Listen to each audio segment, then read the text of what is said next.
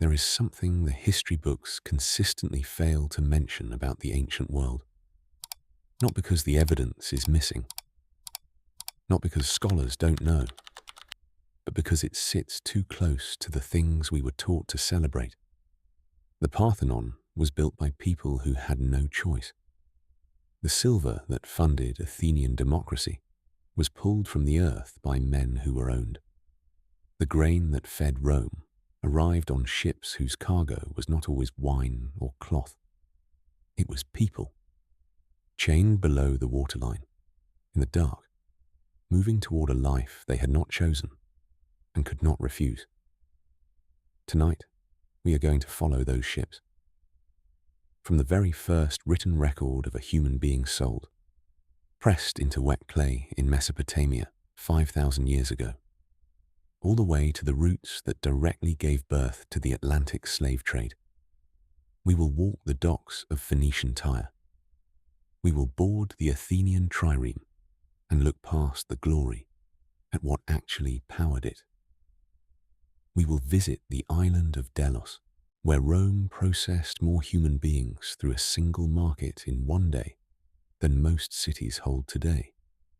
We will follow Viking longships into Eastern Europe, where one people's name became the permanent word for bondage in a dozen languages. And we will cross the Indian Ocean to find the one slave revolt that made Spartacus look small. A rebellion that lasted 14 years, nearly brought down a caliphate, and was then deliberately buried. These stories are in the sources. They are in the bones. They have always been there, waiting in the margins of the history we were given. The ancient world was not built by the names we memorize. It was built by people. History chose to forget. This is their story. Off the southern coast of Greece, in the shallow blue-green water near the island of Antikythera, a sponge diver named Elias Stadiatis descended in the autumn of 1900 and came back up trembling. He had seen, he told the crew of his boat, a pile of rotting horses and the bodies of dead people on the seafloor. The captain, Dimitrios Kondos, assumed the man had been rattled by nitrogen narcosis, that deep water madness that makes divers see things that are not there. But he went down himself to check. What he found instead was not horses but bronze statues, corroded green and trailing with sea growth, and the scattered wreckage of a vessel that had sunk more than 2,000 years before. That wreck became famous. The Antikythera mechanism recovered from it, a bronze astronomical computer of extraordinary sophistication, became one of the most celebrated archaeological discoveries of the modern age. Scholars wrote papers, museums built exhibits, filmmakers made documentaries. The ship was studied, the cargo was catalogued, the mechanism was analyzed for decades. And yet, amid all of that attention, one question was asked only in passing, never followed to its conclusion. Who was on that ship when it went down? And how did they come to be there? The Antikythera wreck is not the subject of this story. But it is a useful door, because it opens onto something much larger and much darker than a bronze astronomical device. The ancient Mediterranean was crossed by thousands of ships every sailing season, and a significant portion of those ships, not a marginal footnote, not a regrettable exception, but a central, structural, economically essential portion, were carrying human beings as cargo. They were not passengers. They were not sailors. They were property. And the civilization that we have been taught to admire as the cradle of democracy, philosophy, science, and art was built on their backs, their labor and their suffering, transported across those beautiful blue waters, on vessels that history chose not to remember. This is the story of those ships. It is not a story that appears in the standard curriculum. It does not feature in most documentaries about the ancient world. The ships of the Greeks and Romans, the Phoenicians and Carthaginians, the Vikings and the Arab traders. When historians write about them, they write about trade routes, grain tonnage, military strategies, and navigational techniques. The human beings packed below the decks, chained in the holds, rowed at the oars under the threat of the lash. They appear as statistics, as background noise, as the unfortunate but inevitable condition of ancient life. They are rarely given names. They are almost never given stories. But they existed. They were real. And the civilization that their labor built, the temples, the aqueducts, the silver mines, the grain harvest, the roads that stretched to the edges of the known world, none of it would have been possible without them. The ancient world was not built by the citizens whose names we memorize in school. It was built, in enormous measure, by people who were transported to their place of labor against their will, on ships that cross the same seas we sail today, under the same stars that still wheel overhead on clear nights when the water is dark and the world is quiet. What follows is their story, pieced together from the fragments that survived the long silence of history. Clay tablets and papyrus scrolls, philosophical texts written by men who were themselves once enslaved, curse tablets scratched by people with no other recourse, the bones of the dead, marked by decades of physical labor, found in graves far from their places of origin. The rare inscription that preserved a name, a single name, against the erasure that claimed everyone around it. And underneath all of it, always, the sea, patient and indifferent, holding its secrets in the silt of its floor. The first written record of human beings being bought and sold appears not on parchment or papyrus, but on clay, small rectangular tablets, pressed with a reed stylus while the clay was still soft, then dried in the sun or fired in a kiln for permanence. These tablets, baked hard by 3,000 years of burial in the soil of what is now southern Iraq, preserve the earliest evidence of a practice that would shape the ancient world for millennia. The tablets are Sumerian. They date to roughly 2,500 BCE, from the city-states that clustered in the fertile land between the Tigris and the Euphrates rivers, the region the Greeks would later call Mesopotamia, the land between the rivers. And among the records of grain transactions, property transfers, and temple offerings that fill those tablets, there are lists of human beings, names, or more often, simply designations, alongside prices. A woman and her child, valued at a certain weight of silver. A male laborer, strong enough for fieldwork, priced accordingly. A girl, young, perhaps acquired in a raid on a neighboring settlement, recorded with the same neutral administrative language used to record cattle. These were not metaphors. These were not servants in any modern euphemistic sense. The Sumerian word for slave was nita for male and munus for female, the same words used for animals of corresponding sex. The equivalence was not accidental.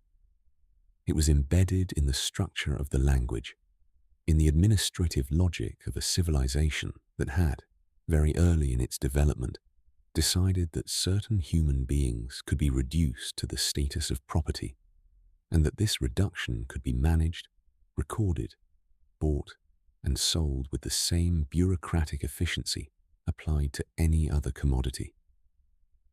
But Mesopotamia, for all its rivers, was not primarily a maritime civilization in the early period.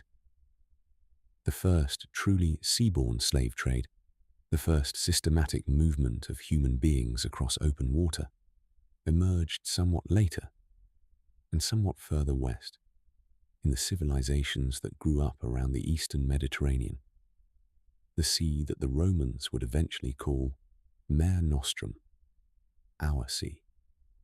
Before it belonged to the Romans, though, it belonged to no one, and its shores were home to some of the earliest and most accomplished seafarers in human history.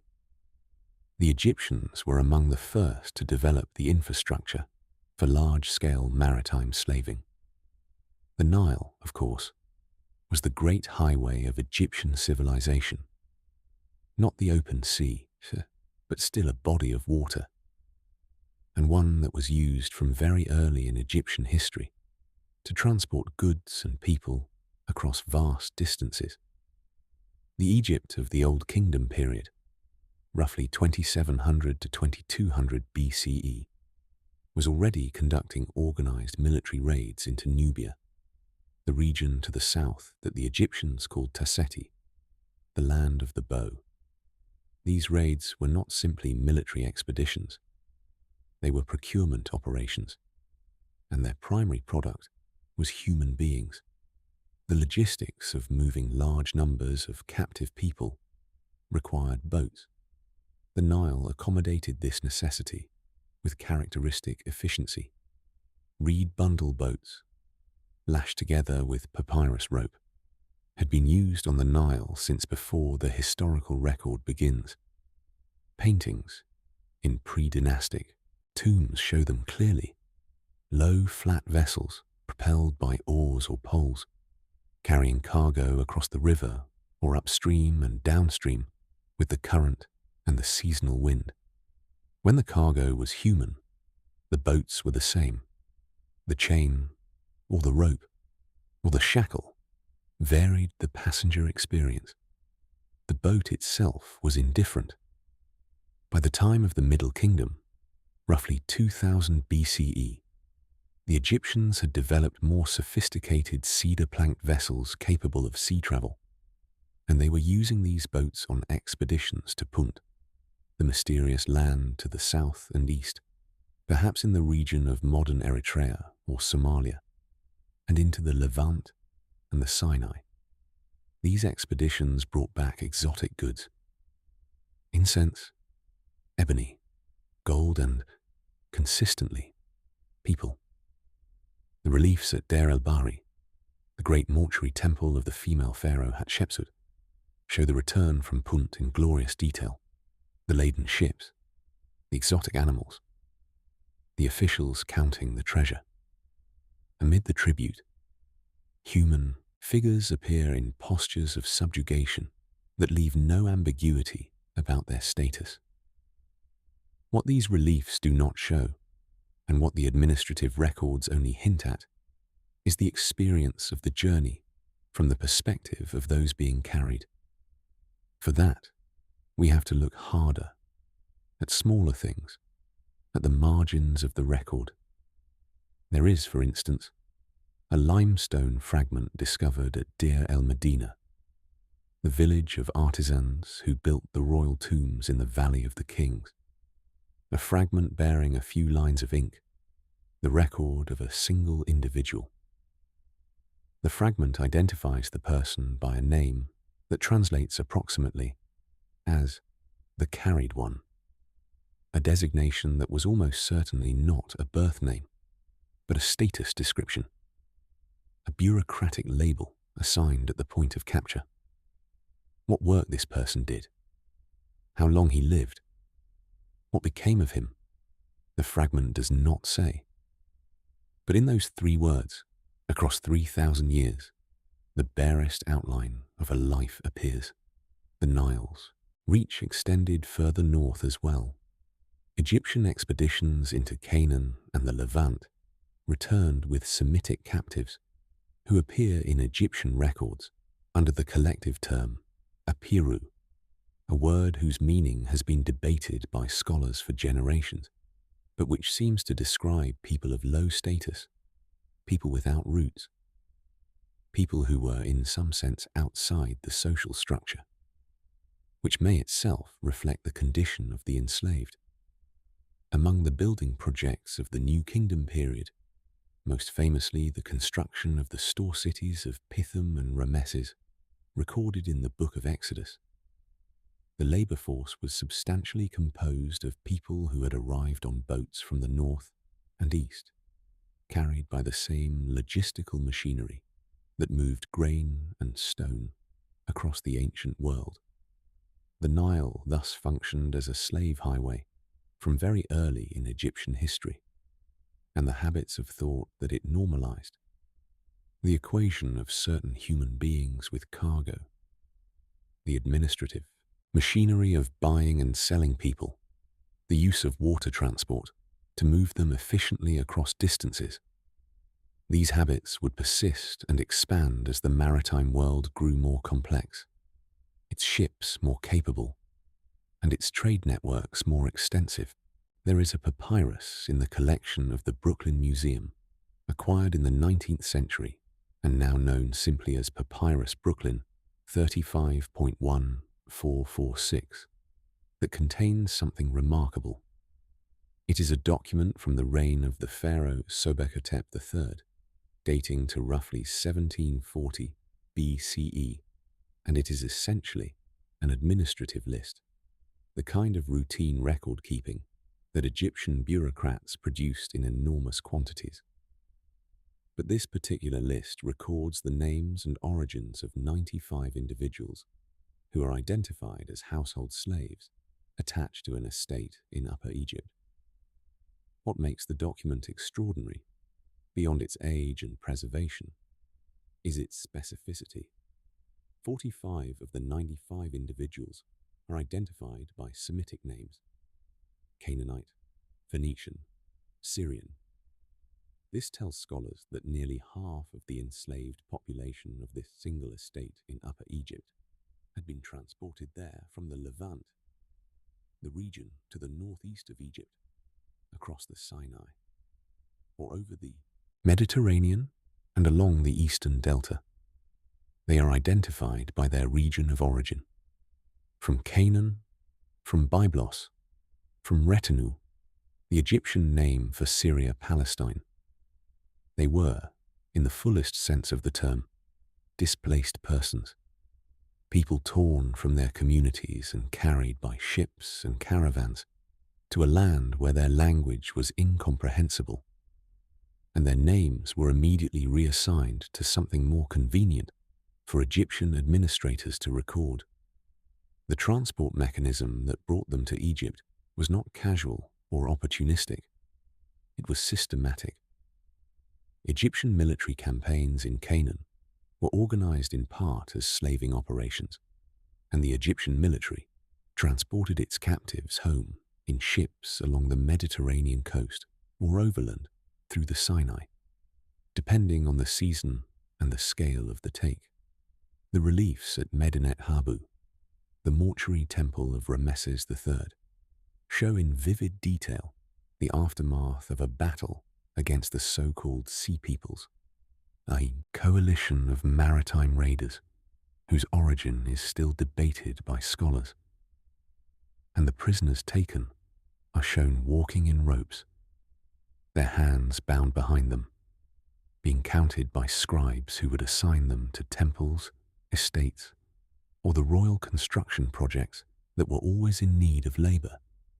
The construction projects are important because they represent the most physically demanding deployment of enslaved labor in Egyptian history.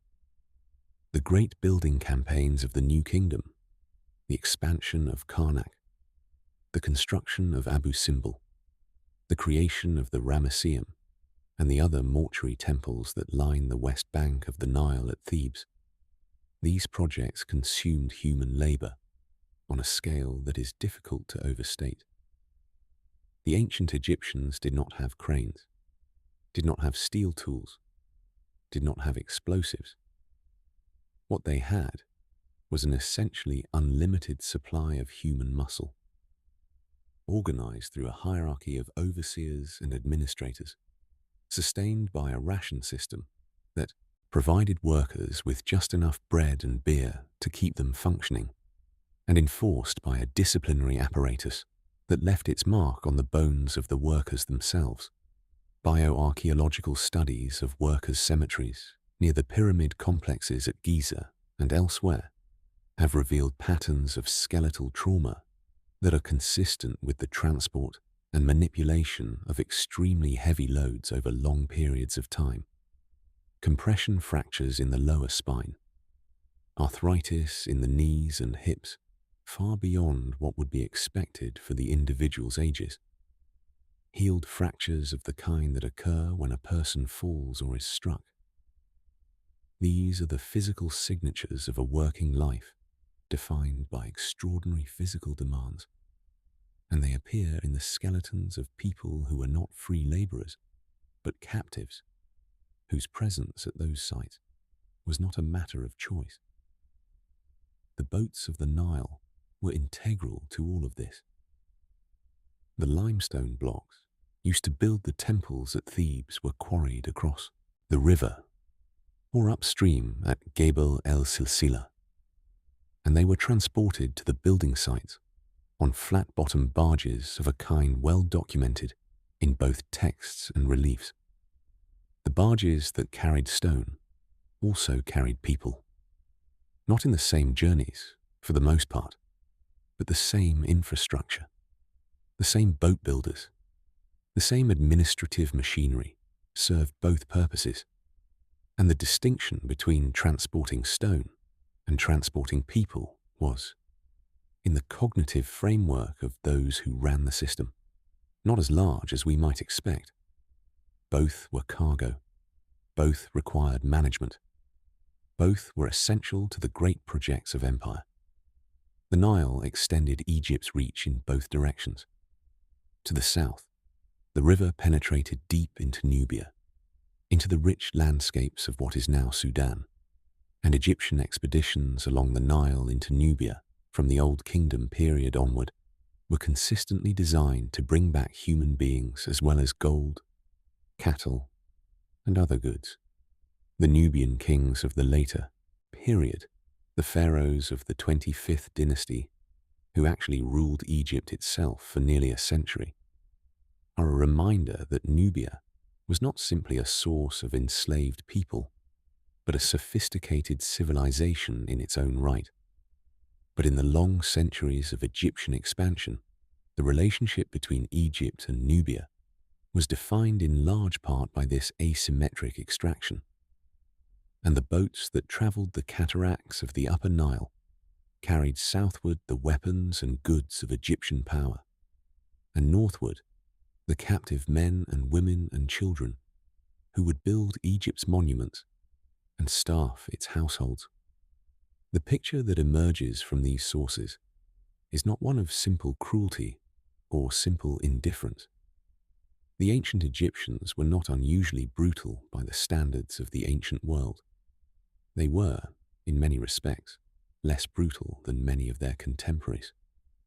Enslaved people in Egypt could acquire property, marry, and in some cases purchase their freedom. The condition of slavery was not always hereditary, but the system itself, the procurement of human beings by military force, the transportation of those people across water and land to places of labor determined entirely by others, the removal of their names and identities and languages and families, was as total and as devastating as any system of human exploitation in history, and it was sustained over thousands of years by the same indispensable infrastructure: the boat, the river, the sea. If the Egyptians were the first to industrialize maritime slaving along a great river, the Phoenicians were the first to take it to open water. The Phoenicians, a Semitic people who occupied the coastal cities of what is now Lebanon and northern Israel, centered on the great ports of Tyre, Sidon, Byblos, and Beirut, were the most accomplished mariners of the ancient world before the Greeks, and their achievement in seamanship was inseparable from their role in what we might today call human trafficking on a global scale. The Phoenicians are famous in the standard historical curriculum for inventing the alphabet, for their purple dye made from the crushed bodies of murex snails, for founding the city of Carthage on the north coast of Africa, and for establishing trading colonies as far west as the coast of Spain and possibly Portugal. They are famous for their cedar wood, their glass blowing, their metalwork. They appear in the Bible as the builders of Solomon's temple, supplying the cedar of Lebanon that gave that structure its legendary material grandeur.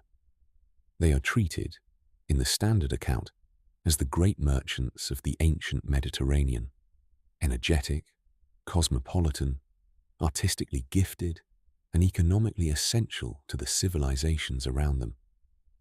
What this account consistently omits is that among the most profitable commodities the Phoenicians traded across the full span of their maritime civilization was human beings.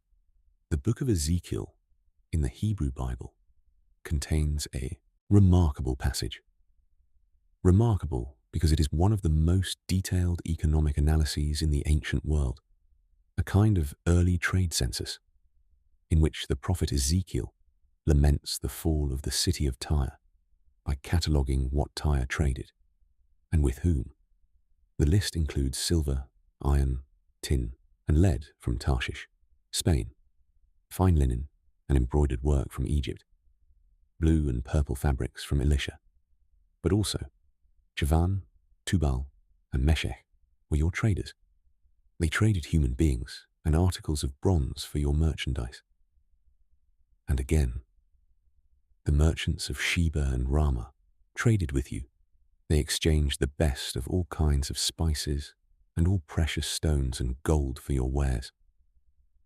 The phrase, traded human beings, sits in that list without emphasis, bracketed between bronze and spices, as simply one more item in the trading ledger of the great Phoenician port. This is, in its way, a more revealing document than any explicit condemnation could be, because it reflects the matter-of-fact attitude of people who lived within the system and for whom the trade in human beings was simply part of the commercial landscape, requiring no special explanation or apology. The Phoenician ships that carried out this trade were engineering achievements of the first order. The Phoenicians developed two primary vessel types: the round-bottomed merchant ship, broad and deep, intended to carry maximum cargo with minimum crew, and the long, narrow war galley, all-powered and fast, designed for coastal raiding and military action. The merchant ships were driven primarily by sail, a single large square sail mounted on a central mast, and could carry substantial loads across the open Mediterranean. The war galleys, by contrast, were propelled by banks of oarsmen, and in the context of slave raiding, they served a specific purpose: speed. A galley could outrun a merchant vessel, could pursue a fishing boat, could arrive at an undefended coastal settlement before any warning could be raised. The coastal raiding that supplied Phoenician slave markets was, for the smaller settlements of the Aegean and the eastern Mediterranean, a persistent and terrifying reality. The Greek word for such a raid was lysteia, and it appears frequently enough in ancient Greek sources to suggest that it was a regular feature of life for people who lived near the sea. A settlement on a small island or a coastal promontory might wake one morning to find a fleet of low, oar-powered galleys approaching from the sea. And by the time the sun had moved across the sky, they would have been stripped of their able-bodied population, their livestock, and whatever portable wealth they possessed. The people taken in such raids would be loaded onto the cargo ships that accompanied the galleys, transported to one of the great ports, and sold. Homer, writing in the 8th century BCE, assumes his audience's familiarity with this practice. In the Odyssey, Odysseus, while in disguise, tells a false autobiographical story that includes being seized by Phoenician traders who kept him for a year before attempting to sell him. The casualness with which Homer deploys this scenario as a plausible story that a man might tell about his misfortunes speaks to how normal the practice was in the world Homer was describing. Coastal kidnapping by Phoenician or other maritime traders was simply a risk of life, like shipwreck or disease, something that happened to people and that everyone understood as a feature of the world. The geography of Phoenician colonization tells its own story about the slave trade. The Phoenician colonies were not established randomly. They followed a logic of maritime economics. Each colony was positioned to serve as a waypoint on a trade route, a place where ships could resupply, conduct transactions, and if necessary, winter over before the next sailing season. The colony of Carthage, in what is now Tunisia, was the western anchor of Phoenician power, positioned at the narrowest point of the Mediterranean, through which all east-west maritime trade had to pass. The colonies on the coast of Sicily, Sardinia, and Spain were positioned to exploit the mineral resources and agricultural wealth of the western Mediterranean. And each of these colonies required labor for the mines, for the farms, for the construction of harbors and fortifications and temples. That labor arrived by ship, and it arrived against its will. The physical evidence for Phoenician slaving is fragmentary, as it is for all aspects of the ancient slave trade, but it is not absent.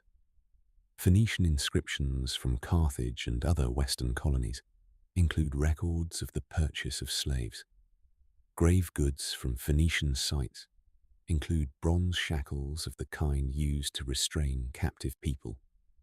The settlement patterns of coastal communities in the Aegean during the period of Phoenician maritime dominance, roughly 1200 to 700 BCE, show a distinct tendency toward inland locations, away from the sea, consistent with populations that had learned to associate the open water with the threat of capture. The Phoenicians did not invent maritime slaving. They inherited it from earlier civilizations and perfected it, brought to it the organizational genius and maritime skill that characterized everything they touched. And when they faded, as Assyrian and later Persian conquest destabilized their home cities, as Greek competition eroded their commercial dominance in the Aegean, as Carthage rose to become the dominant Western Mediterranean power, the trade they had pioneered did not fade with them. It was taken up by their successors, expanded and systematized and integrated into the economic foundations of every civilization that followed.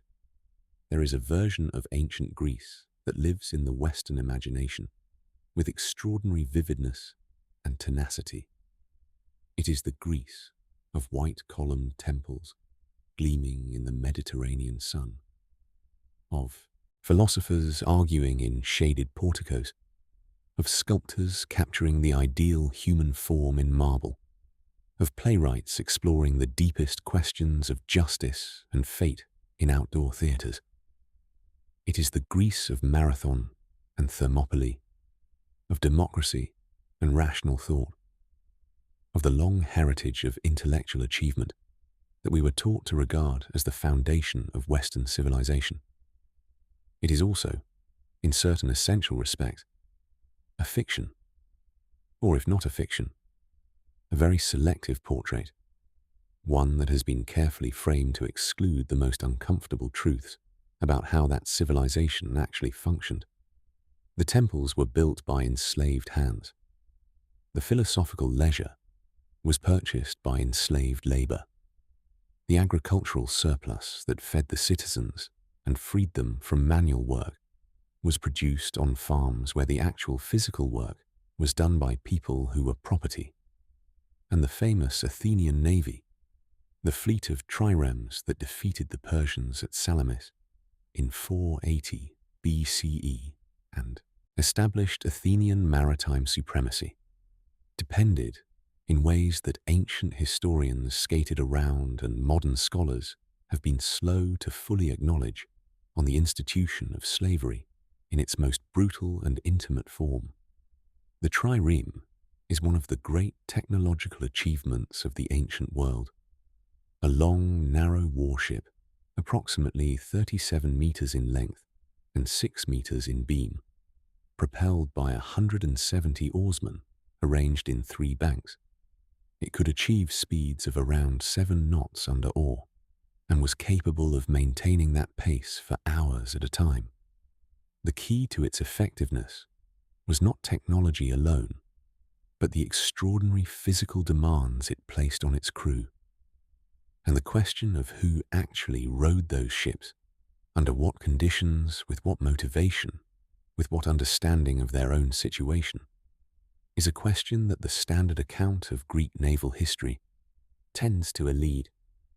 The official Athenian position, maintained in many historical sources, and certainly in Athenian civic ideology, was that the trireme oarsmen were free thetes, the lower class of Athenian citizens who owned little property and earned their living with their bodies. There is genuine truth in this. The thetes did row. Athenian democracy was, in a very real sense, a democracy of oarsmen.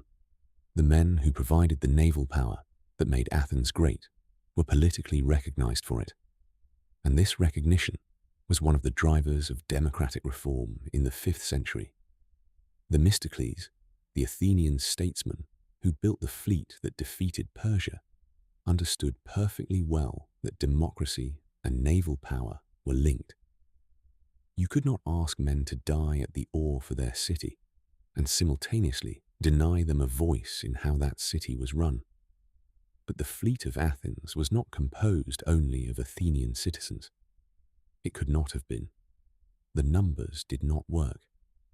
At the height of Athenian power, the navy operated several hundred triremes, each requiring a minimum crew of 200 men.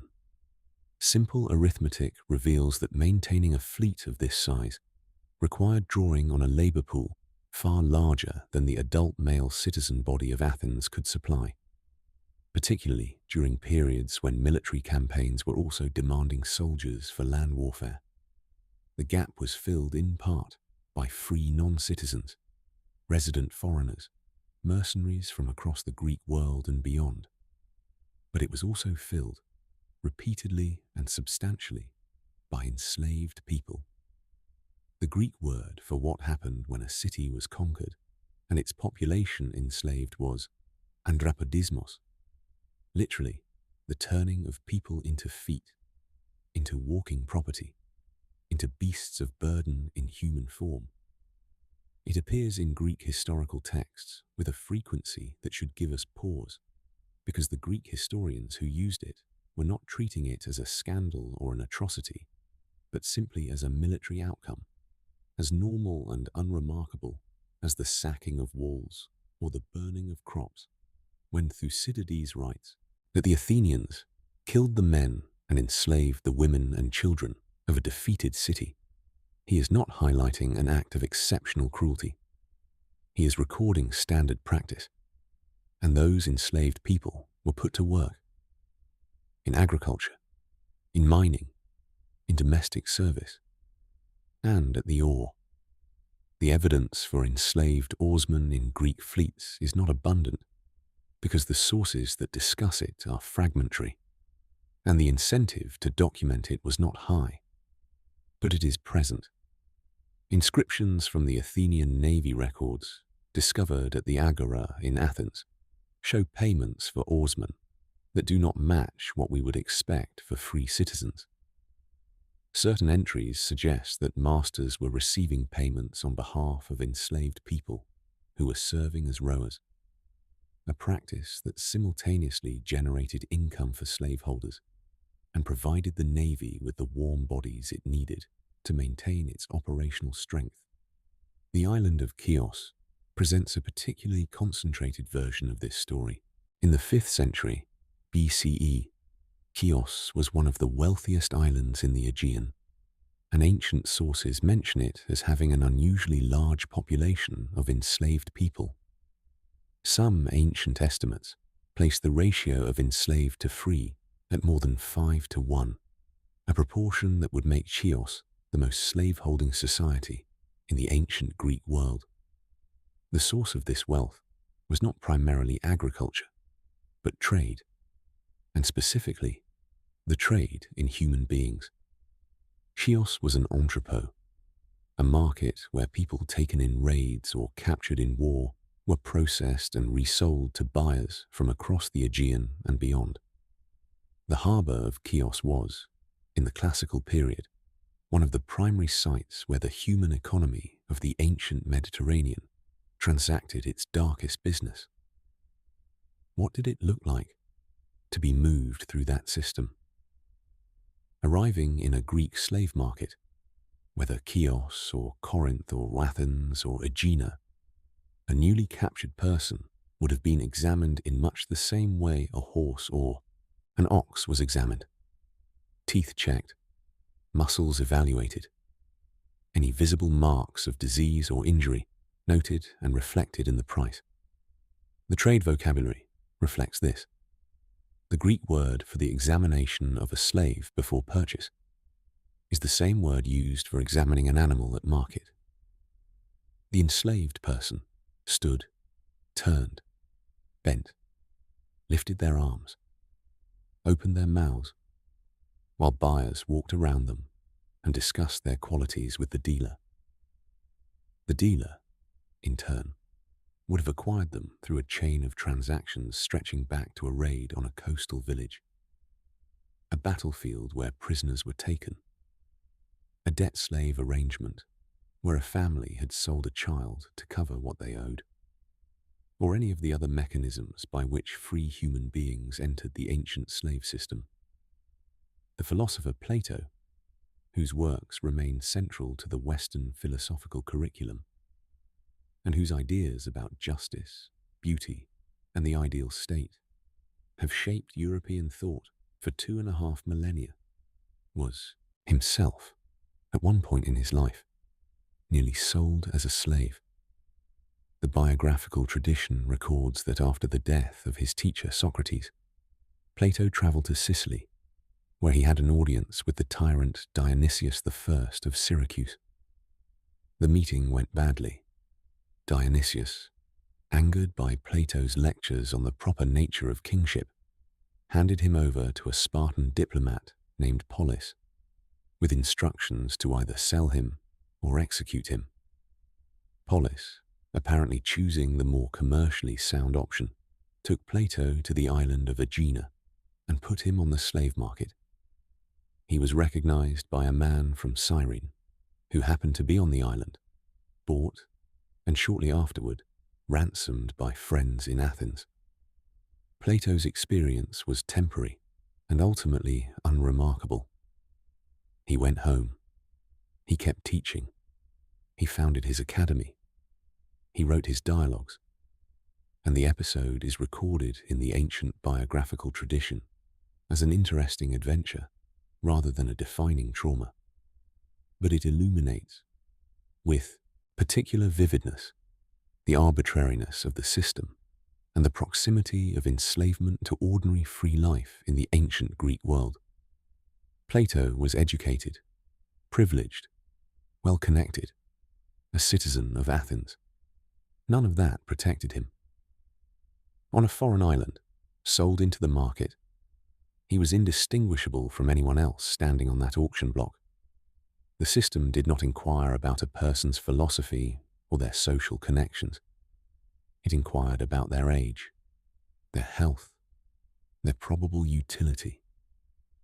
Everything else was irrelevant. The geography of ancient slave trading was not random. Like all aspects of commerce, It followed the logic of supply and demand, of distance and cost, of political relationships and military realities. And when you map the primary slave supply routes of the ancient Aegean world, what you see is a consistent directional flow.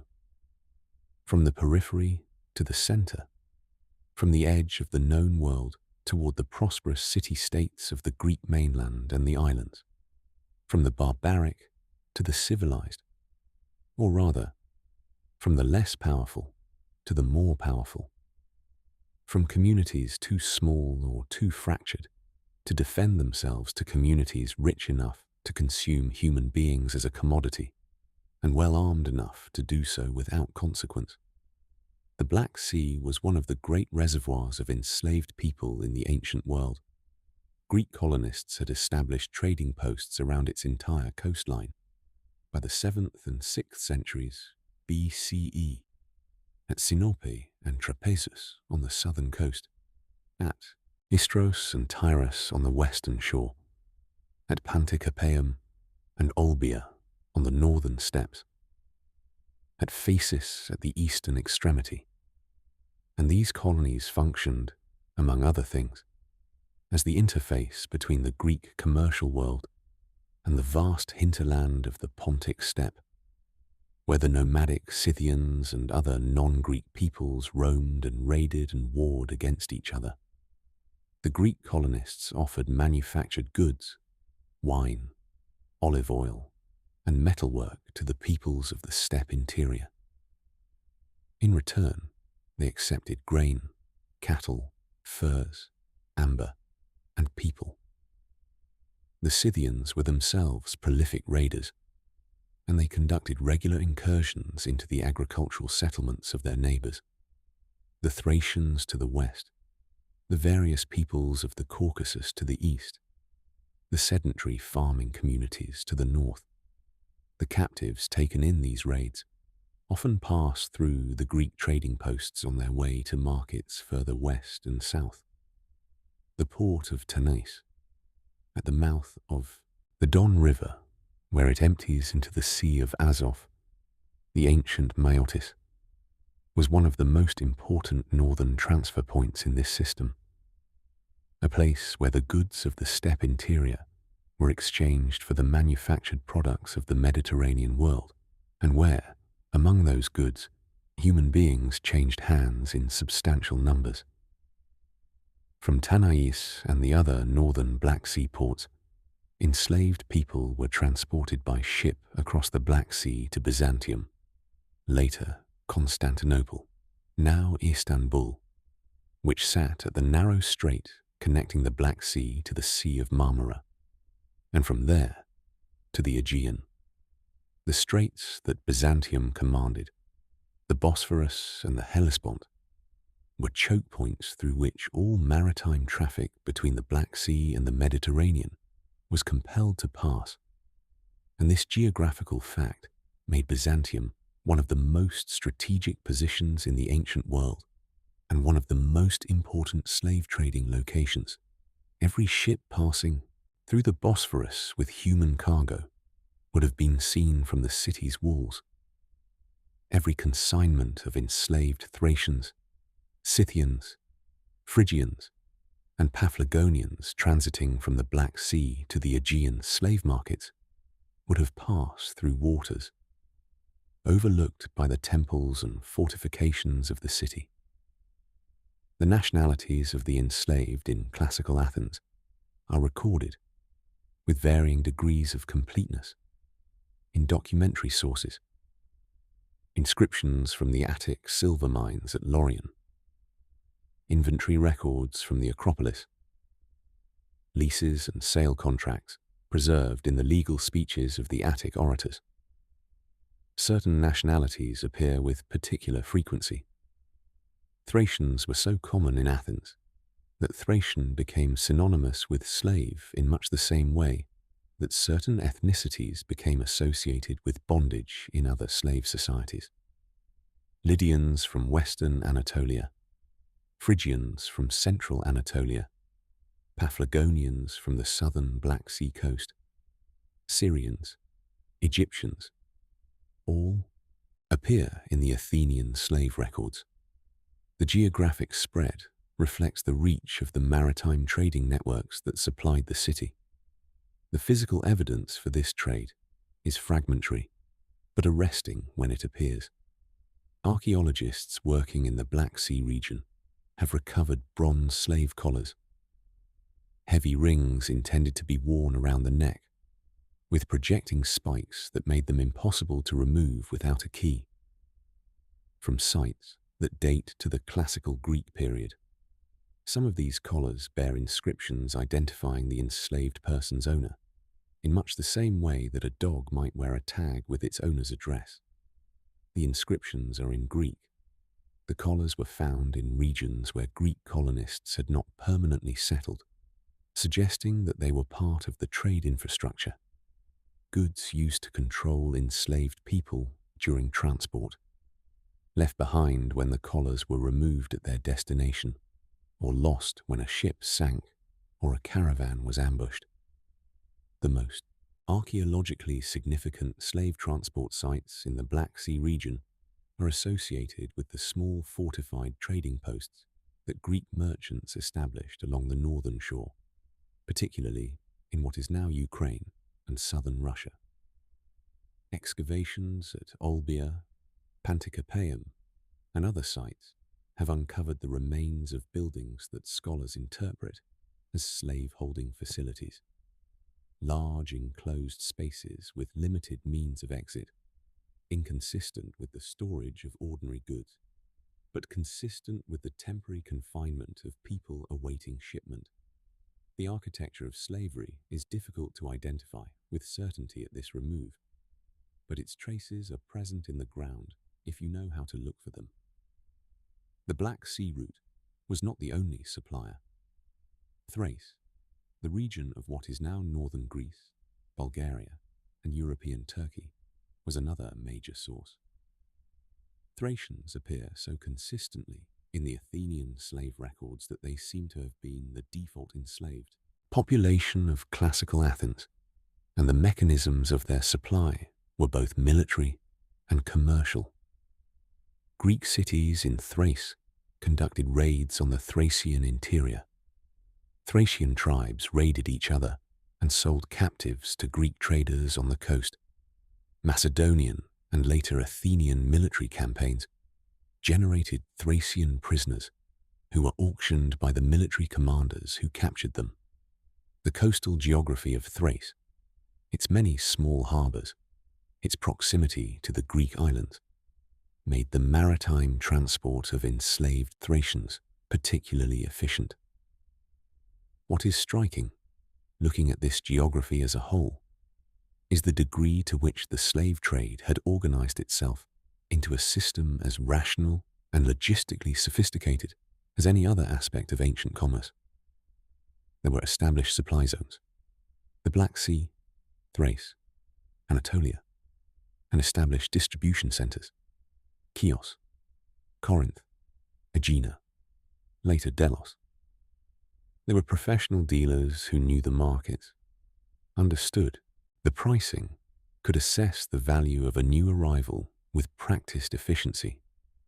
There were the maritime infrastructure of ships and harbors, the financial infrastructure of credit and contracts, and the legal infrastructure of property law that defined enslaved people as movable goods, subject to the same rules as any other commodity.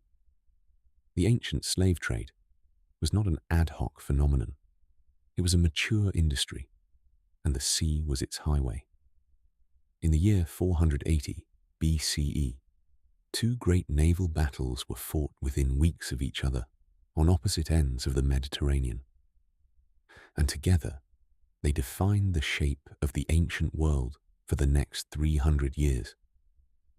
At Salamis, in the narrow straits off the Athenian coast, the Greek fleet under Themistocles shattered the Persian navy and ended the Persian attempt to conquer Greece. And at Himera, in Sicily, the Greek colonists of the island crushed a Carthaginian army that had arrived from Africa under the command of a general named Hamilcar. The ancient sources, writing centuries later, claim that these two battles were fought on the same day. A coordination too perfect to be entirely credible, but significant as a statement of how the Greeks of the classical period understood their world. Pressed simultaneously from east and west, with Persia and Carthage as the twin poles of external threat. Carthage, at the time of the Battle of Himera, was already more than 3 centuries old. Founded, according to tradition, by Phoenician colonists from Tyre, led by a princess named Elissa, known to later Roman writers as Dido, the city occupied a promontory on the north coast of Africa, jutting into the sea between what are now the cities of Tunis and Bizerte. Its position was superb, close to the narrowest point of the Mediterranean, where Sicily and Tunisia approach within 140 kilometers of each other, giving Carthage effective control over the passage between the eastern and western basins of the sea. From this position, Carthage had built an empire, not the territorial empire of Rome or Persia, with provinces and garrisons and administrative hierarchies, but a commercial empire, a network of trade relationships, military alliances, and directly controlled territories that stretched from the coast of Libya in the east to the Atlantic shores of Morocco and Spain in the west. The Carthaginian commercial empire rested on several foundations. The control of trans-Saharan trade routes that brought gold and other goods from sub-Saharan Africa to the Mediterranean coast, the exploitation of the rich agricultural lands of what is now northern Tunisia, the grain-growing region the Romans would later call the breadbasket of the ancient world, and most famously, the silver mines of Iberia, the region of what is now Spain and Portugal, which were among the most productive in the ancient world, and which generated the silver that funded Carthaginian military operations and commercial expansion. All 3 of these foundations were built in part on enslaved labor. The trans-Saharan trade almost certainly included the movement of people, enslaved Africans transported across the desert and by sea to Mediterranean markets. Though the evidence is thinner than we would like, the agriculture of the Carthaginian territories in North Africa was worked by an enslaved labor force so large that ancient sources compare it unfavorably to even the most slave-holding regions of the Greek world. And the silver mines of Iberia, the industrial heartland of Carthaginian wealth, were a death trap in which enslaved workers labored underground until their bodies gave out, in conditions that ancient sources describe with unusual frankness as among the most terrible fates that could befall a human being.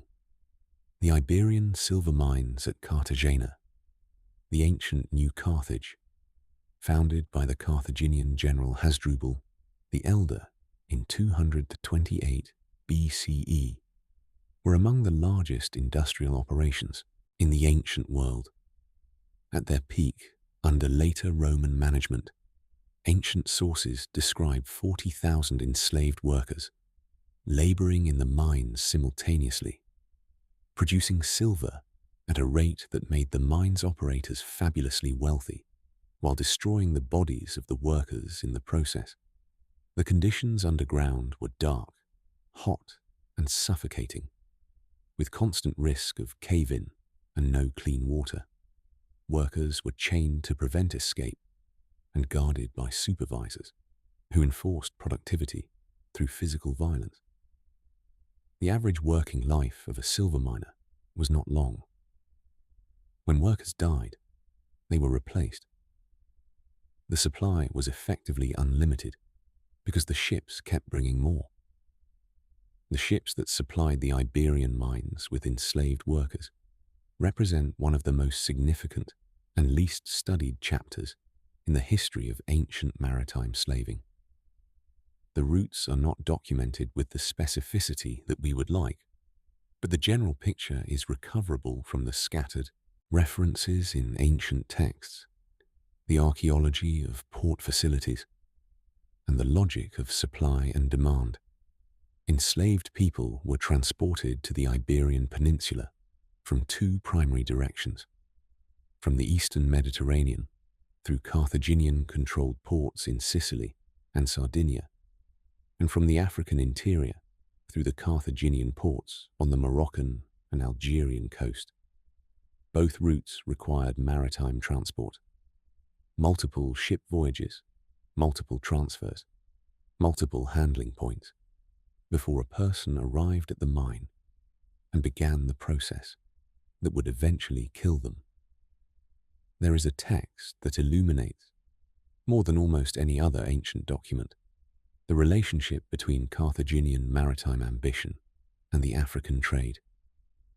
It is the Periplus of Hanno, a short text preserved in a medieval Greek manuscript that describes a Carthaginian naval expedition along the west coast of Africa, led by a navigator, an admiral named Hanno, probably in the 5th century BCE.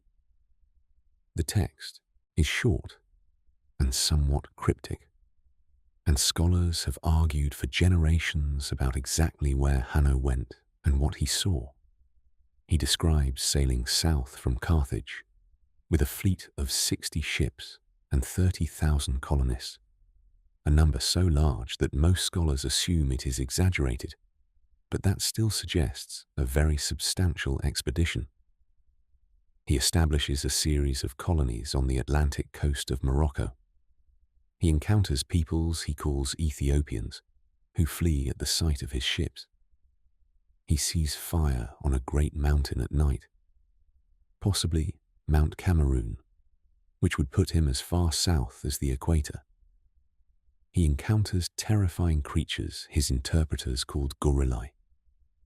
The first mention of gorillas, or possibly chimpanzees, in any Western source, and kills and skins several, bringing the hides back to Carthage. What is the Periplus of Hanno really about? The establishing of colonies is clear enough. Carthage needed waypoints to extend its maritime reach down the African coast. The observation of natural phenomena is consistent with a genuine voyage of exploration and reconnaissance. But ancient military and commercial expeditions rarely had purely neutral purposes, and the consistent emphasis in the text on the reaction of coastal populations to the appearance of the fleet. They run, they hide, they throw stones and shout from cliff tops, raises questions about what those populations had learned, or what they feared. A fleet of 60 ships appearing on your coast in the ancient world was not a reason for curiosity. It was a reason for terror. And the terror that coastal populations felt in the presence of strange ships was very often, historically, well-founded.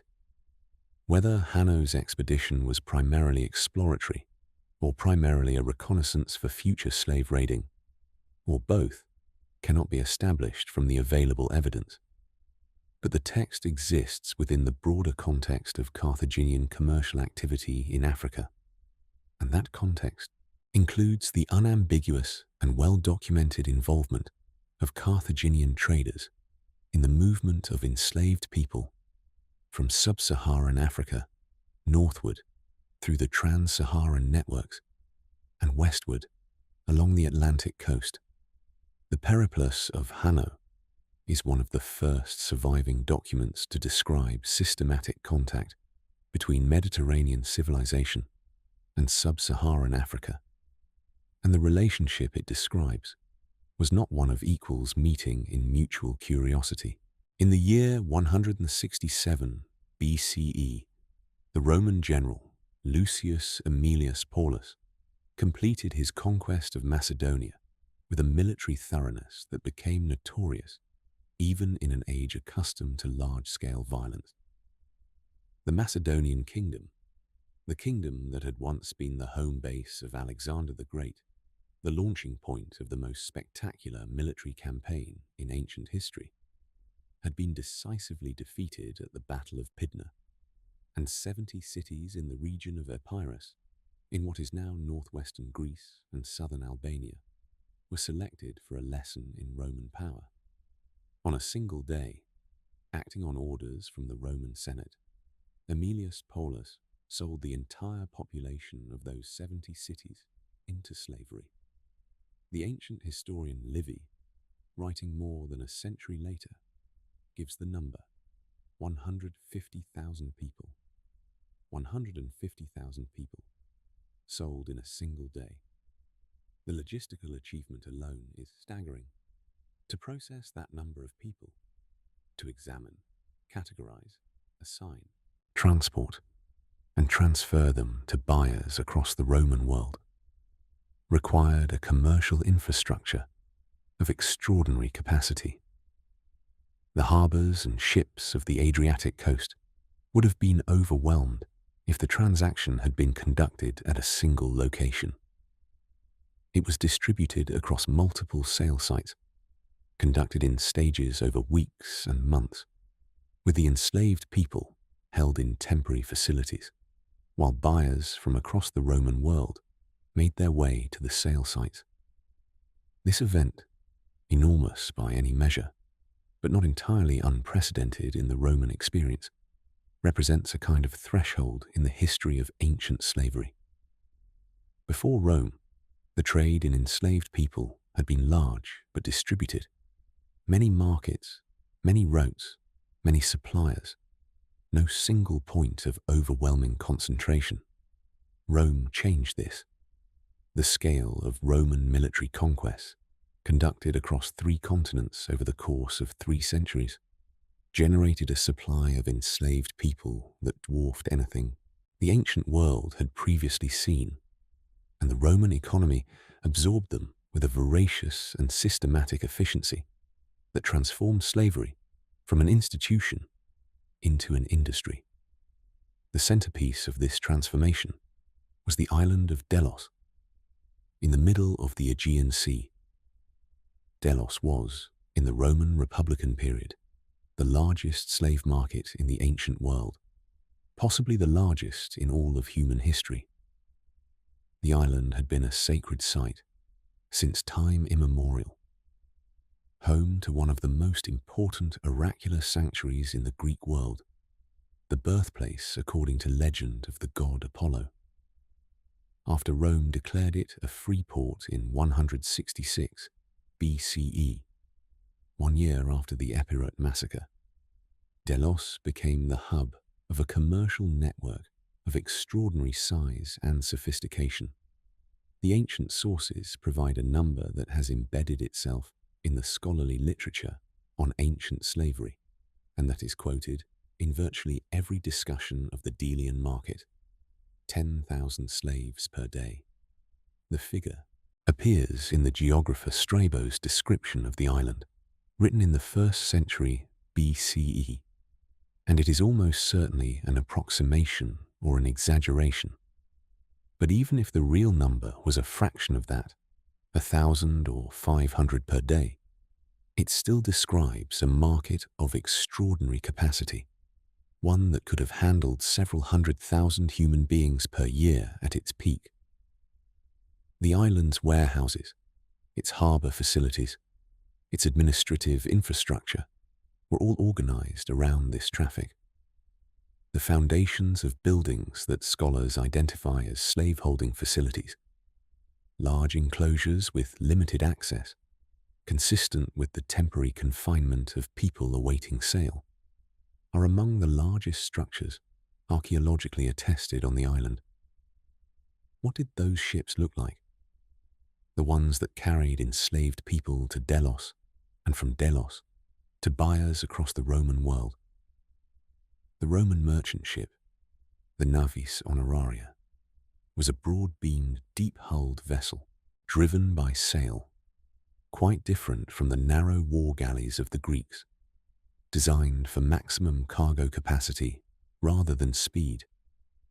Excavated Roman merchant wrecks from the Mediterranean preserve their structural details clearly. A hull that is round in cross-section, with a central hole deep enough to stack amphorae 3 rows high, broad enough to accommodate the loading and unloading of heavy cargo through hatches in the deck.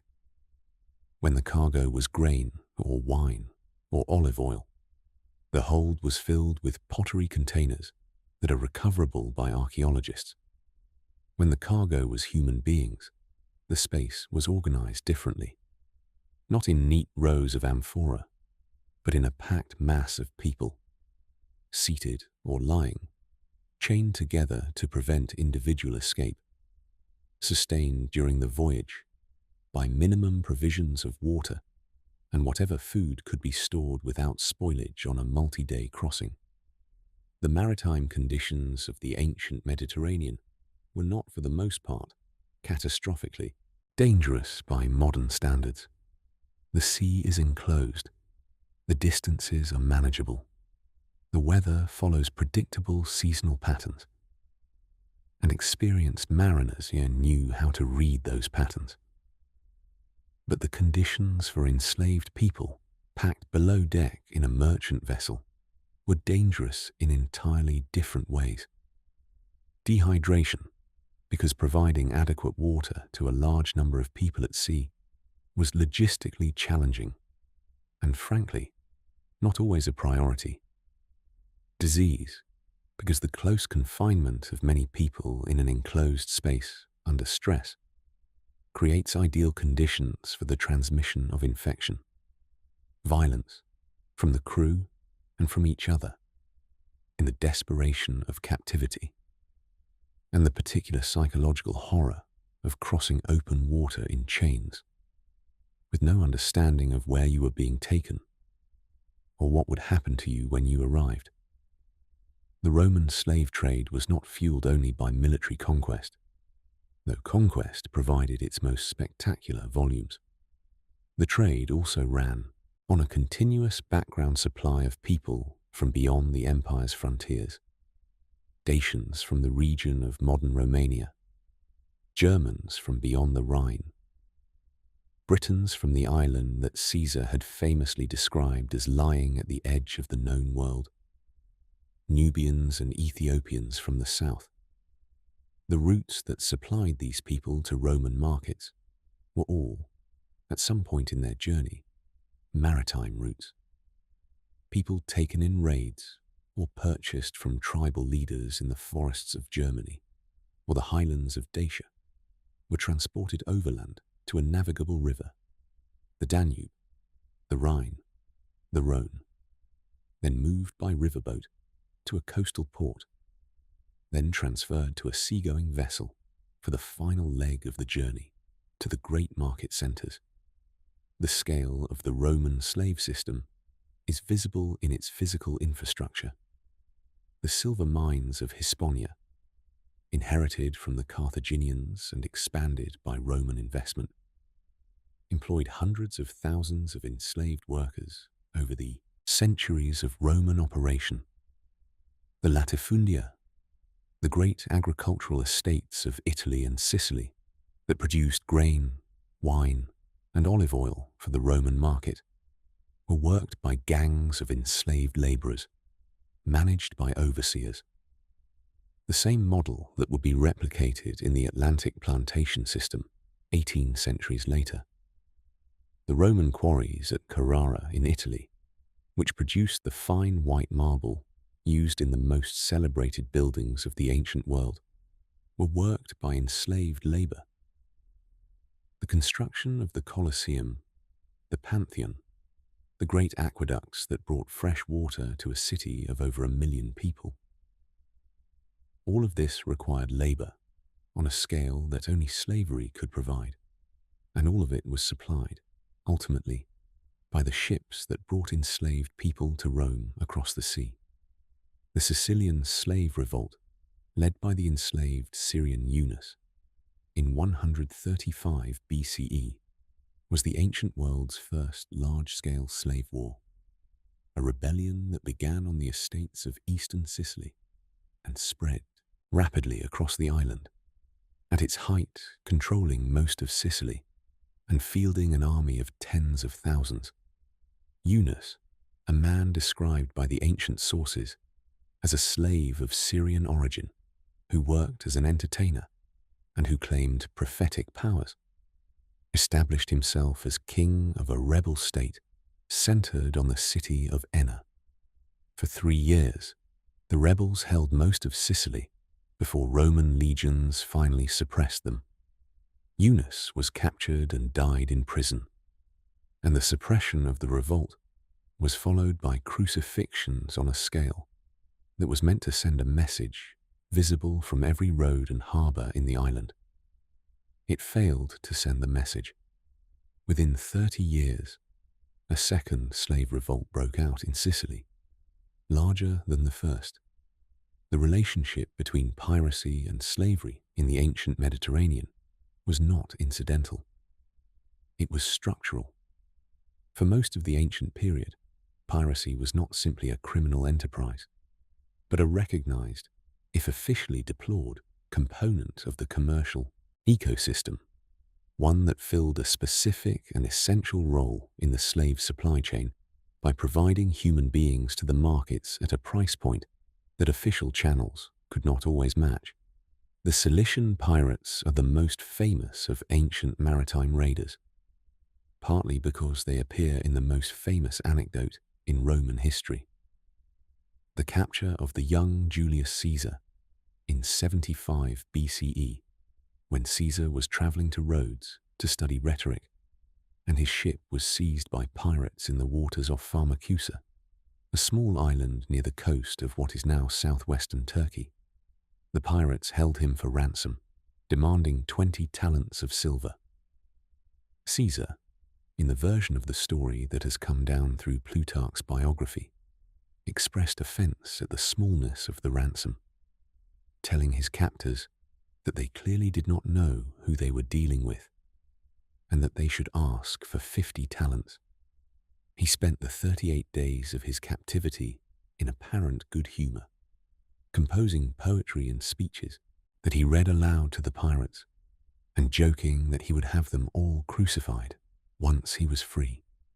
When the ransom was paid and he was released, he went immediately to Miletus, raised a small fleet, returned to Pharmacusa, and captured the pirate base. He crucified them, as promised, though according to Plutarch, he had their throats cut first, as an act of mercy. The story is enjoyable in its particulars, and it has been told thousands of times as an illustration of Caesar's extraordinary self-confidence and his absolute refusal to accept the normal constraints of his situation. But it is also a window into the Cilician pirate world at the height of its power, and what that window shows is a sophisticated and well-organized operation that was far from the romantic swashbuckling image that the popular imagination tends to project onto ancient piracy. Cilicia was the mountainous coastal region of what is now southern Turkey, difficult to police from the landward side, and providing excellent natural harbours hidden in rocky coves along its deeply indented coastline. The pirates who operated from Cilicia in the late Roman Republic were not mere opportunists, but organized military and commercial enterprises, capable of fielding substantial fleets and conducting raids on coastal cities, as well as attacks on individual ships. At their peak, they were conducting operations across the entire eastern Mediterranean, from the coasts of Spain to the shores of Syria, and their primary product, more valuable than any other cargo they could seize, was people. The Cilician pirates were, in a very real sense, the wholesale suppliers to the great retail slave market at Delos. The island's capacity to process 10,000 enslaved people per day was a function of a supply chain that could generate that volume, and the supply chain was substantially driven by pirate operations that systematically depopulated coastal communities from Sicily to the Levant. The pirates and the Legitimate slave merchants of Delos had a working relationship that was simultaneously illegal and commercially rational. The pirates provided the supply. The market provided the price signals. The buyers distributed the product. The system functioned with the efficiency of any mature commercial enterprise.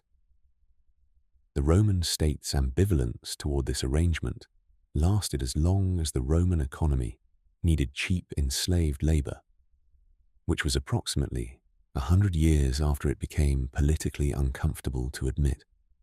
The wealthy Roman landowners, who owned the great estates and mines and workshops that consumed enslaved workers in enormous numbers, were the same people who sat in the Senate and voted on the allocation of military resources.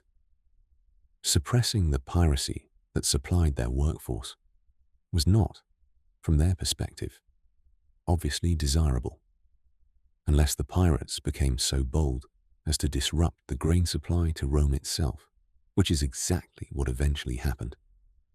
When pirates raided the Roman grain fleet at Ostia, the port of Rome itself, in 69 BCE, and when they began conducting raids on the Italian coast that interrupted the supply of grain to the city, the political calculus changed. The Senate voted Pompey the Great an extraordinary command, imperium over the entire Mediterranean and its shores to a distance of 50 miles inland, and gave him a fleet and an army and resources on a scale that no Roman commander had previously commanded.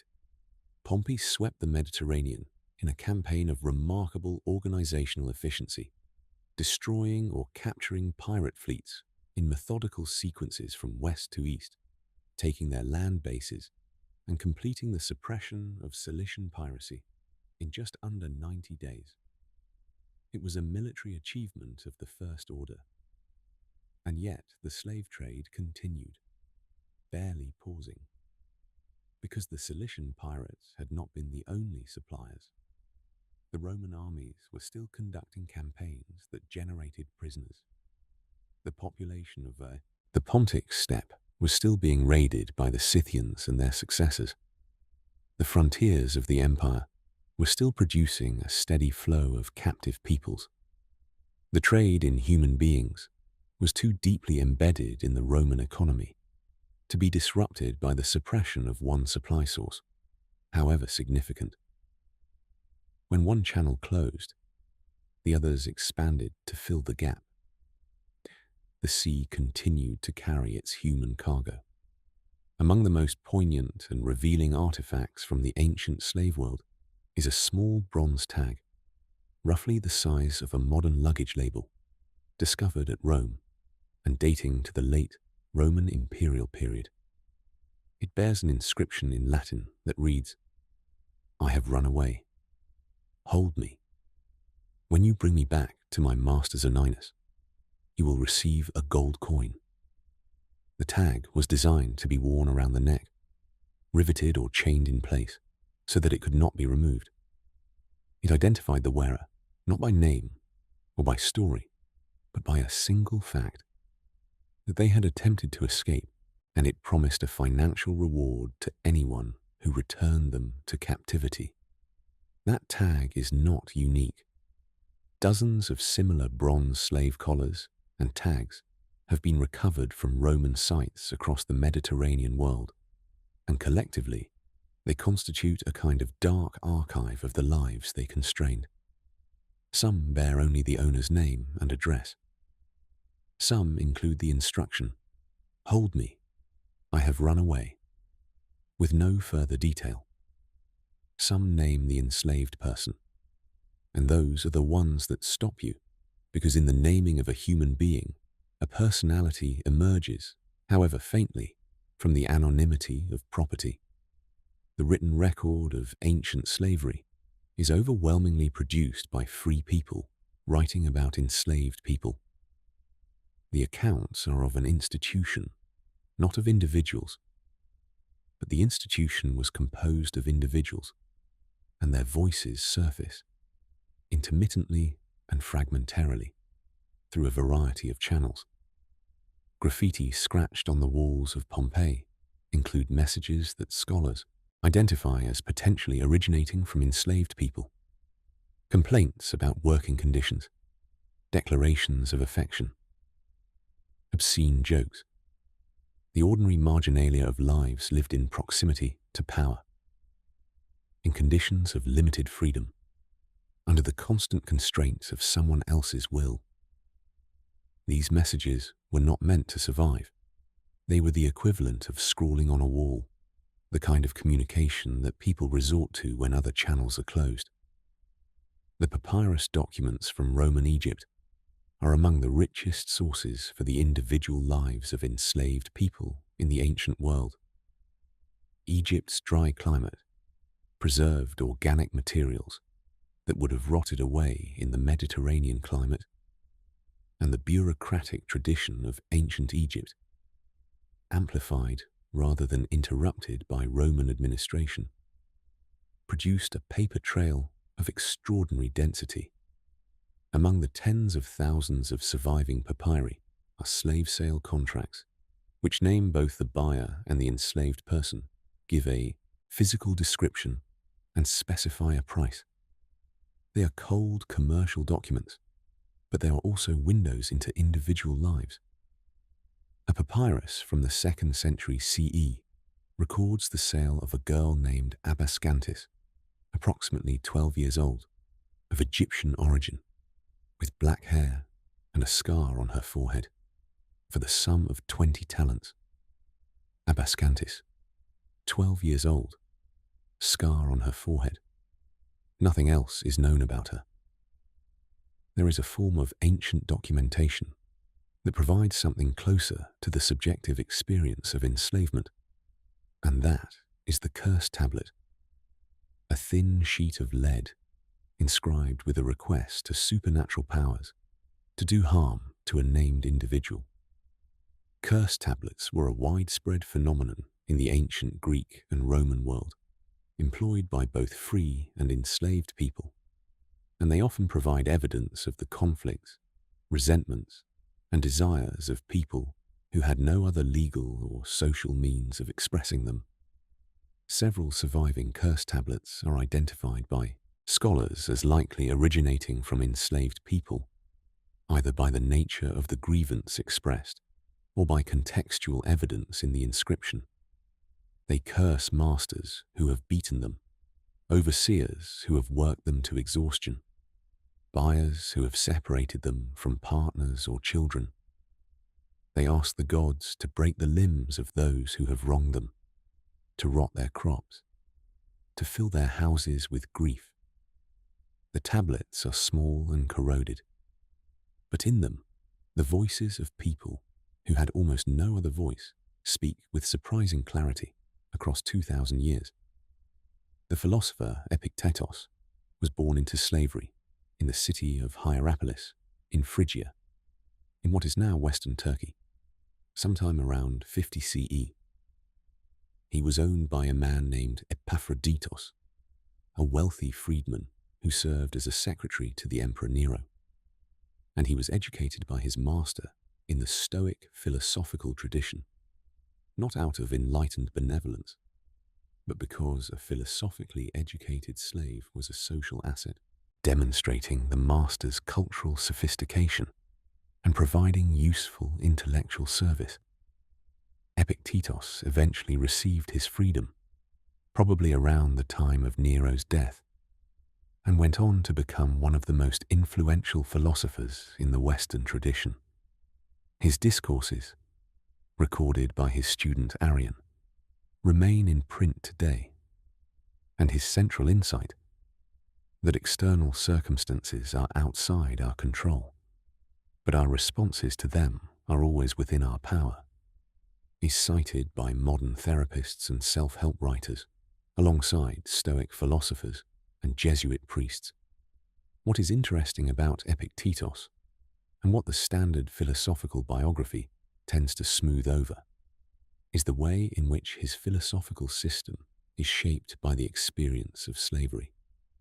The central distinction in Epictetean Stoicism between what is ours and what is not ours, between the inner life that cannot be taken from us and the external conditions over which we have no control, is precisely the distinction that a person living in slavery needs to draw in order to maintain any sense of self. When Epictetus says that your body can be chained, but your will cannot, he is not speaking abstractly. He is speaking from experience. And the experience is specific and physical. The experience of having one's body owned by another person, of having one's movements controlled, of having no legal recourse against mistreatment. The philosophy is the coping mechanism of the enslaved made universal. The physical evidence of slavery's toll on human bodies is recorded in the bone. Bioarchaeological studies of skeletal remains from ancient contexts where enslaved people are likely to have been buried. Workers' cemeteries near mines and large agricultural estates. Mass graves near battle sites where prisoners were executed rather than sold. The unmarked burials at the margins of Roman cities reveal patterns of physical damage that speak to the conditions of enslaved labor. Compression, fractures of the vertebrae from carrying heavy loads, degenerative joint disease in the knees and hips, developing decades earlier than in free populations, healed rib fractures, consistent with blunt force trauma, appearing multiple times in a single skeleton. These are the injuries of people who worked enormously hard, were sometimes beaten, and who had no access to medical care beyond what was in the interest of their owners to provide. One burial site in particular, discovered near the Roman mining settlement of Vipasca in Portugal, has yielded skeletal remains with a combination of physical markers that archaeologists interpret as consistent with a mine worker population. Severe spinal degeneration, heavy arthritic damage to the hands and wrists from wielding tools, and evidence of anemia from inadequate nutrition, all appearing in individuals who were, by the standards of their age structures, relatively young when they died. The miners of Vipasca did not leave inscriptions or curse tablets or graffiti. They left their bodies in the ground, damaged beyond what any ordinary life of physical labor would have required. And the bones tell a story that the administrative records preferred to omit.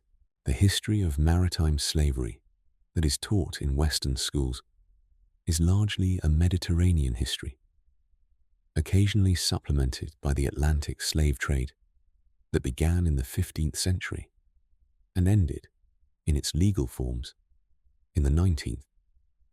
But there is another maritime slave trade, older than the Atlantic trade by more than 1,000 years, and covering an ocean basin as large as the Mediterranean and Atlantic combined, that receives almost no attention in standard historical curricula.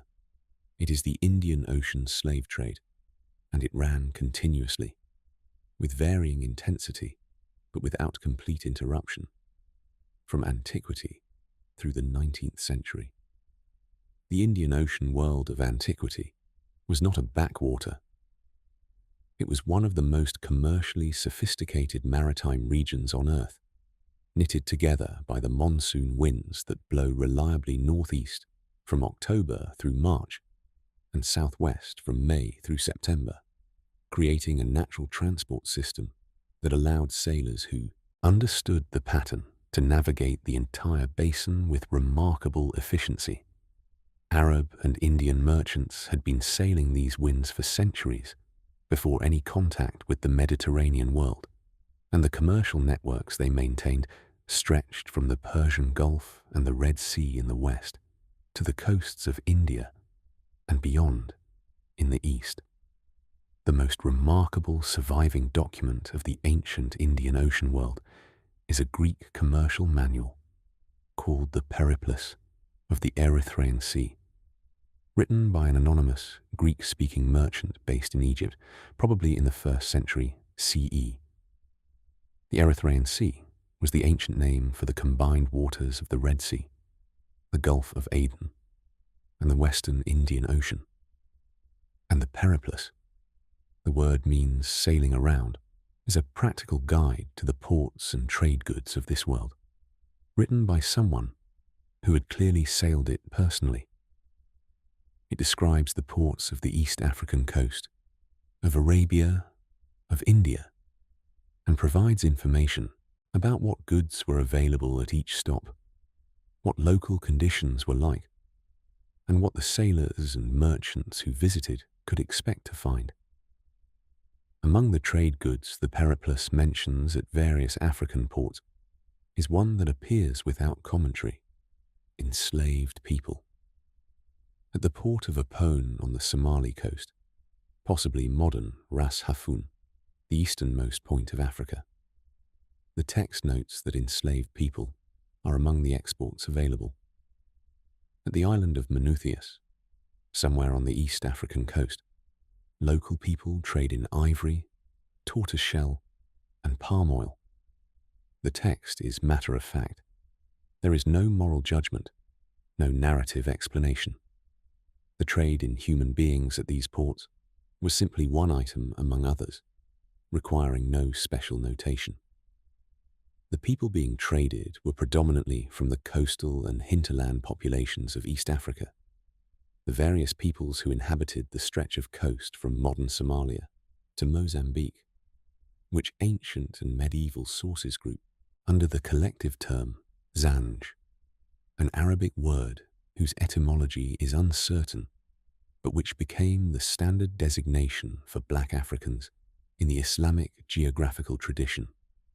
The Zanj were transported across the Indian Ocean to the Persian Gulf, to the Arabian Peninsula, and eventually in large numbers to Iraq, where they were employed in the most physically demanding and environmentally brutal form of agricultural labor in the ancient and medieval world: the draining of the great salt marshes of southern Mesopotamia, the salt marshes of lower Iraq, the region around Basra, where the Tigris and Euphrates approach their confluence and empty into the Persian Gulf, presented an enormous agricultural opportunity and an enormous logistical challenge.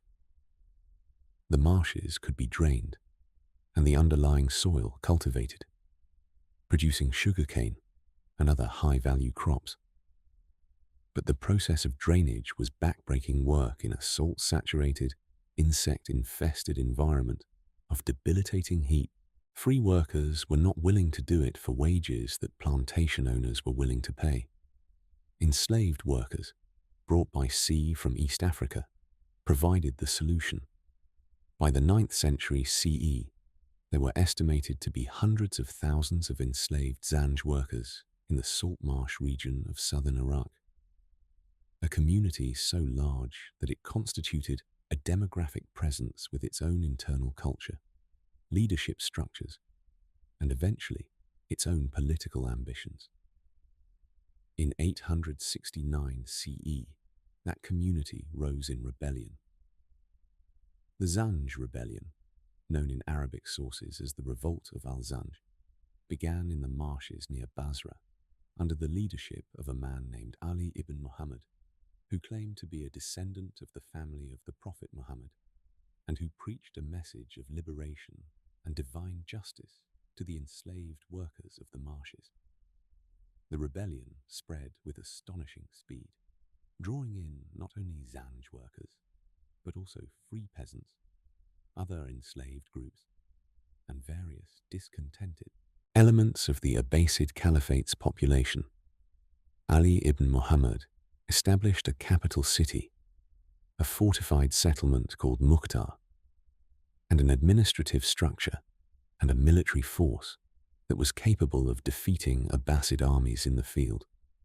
For 14 years, the rebels controlled a substantial portion of southern Iraq. At its height, the Zanj rebellion was the largest slave revolt in recorded history, dwarfing even the famous revolt of Spartacus in the Roman Republic.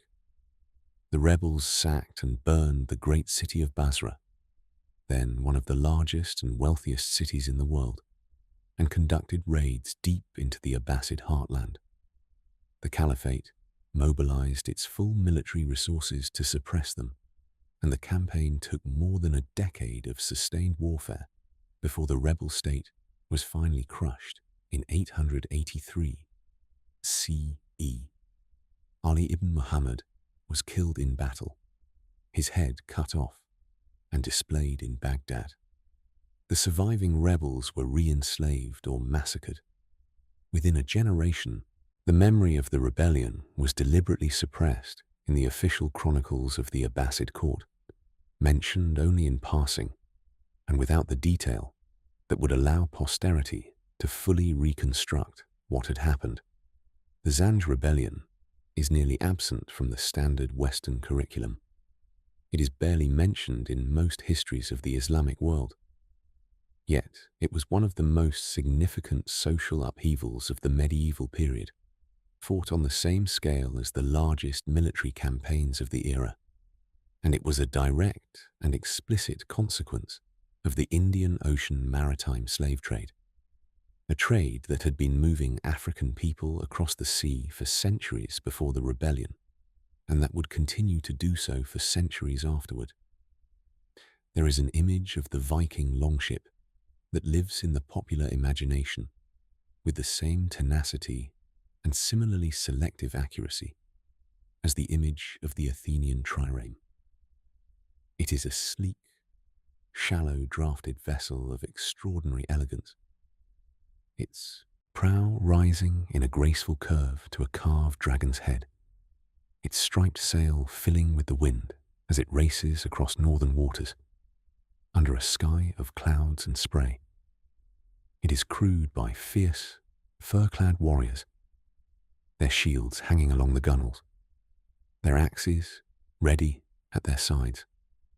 It is a vehicle of adventure and conquest, the instrument of the Viking Age's most dramatic historical interventions, the raid on Lindisfarne in 793 CE, the settlement of Iceland and Greenland, the discovery of North America, the founding of the Varangian Guard at Constantinople, the establishment of the Rus principalities that would eventually become Russia.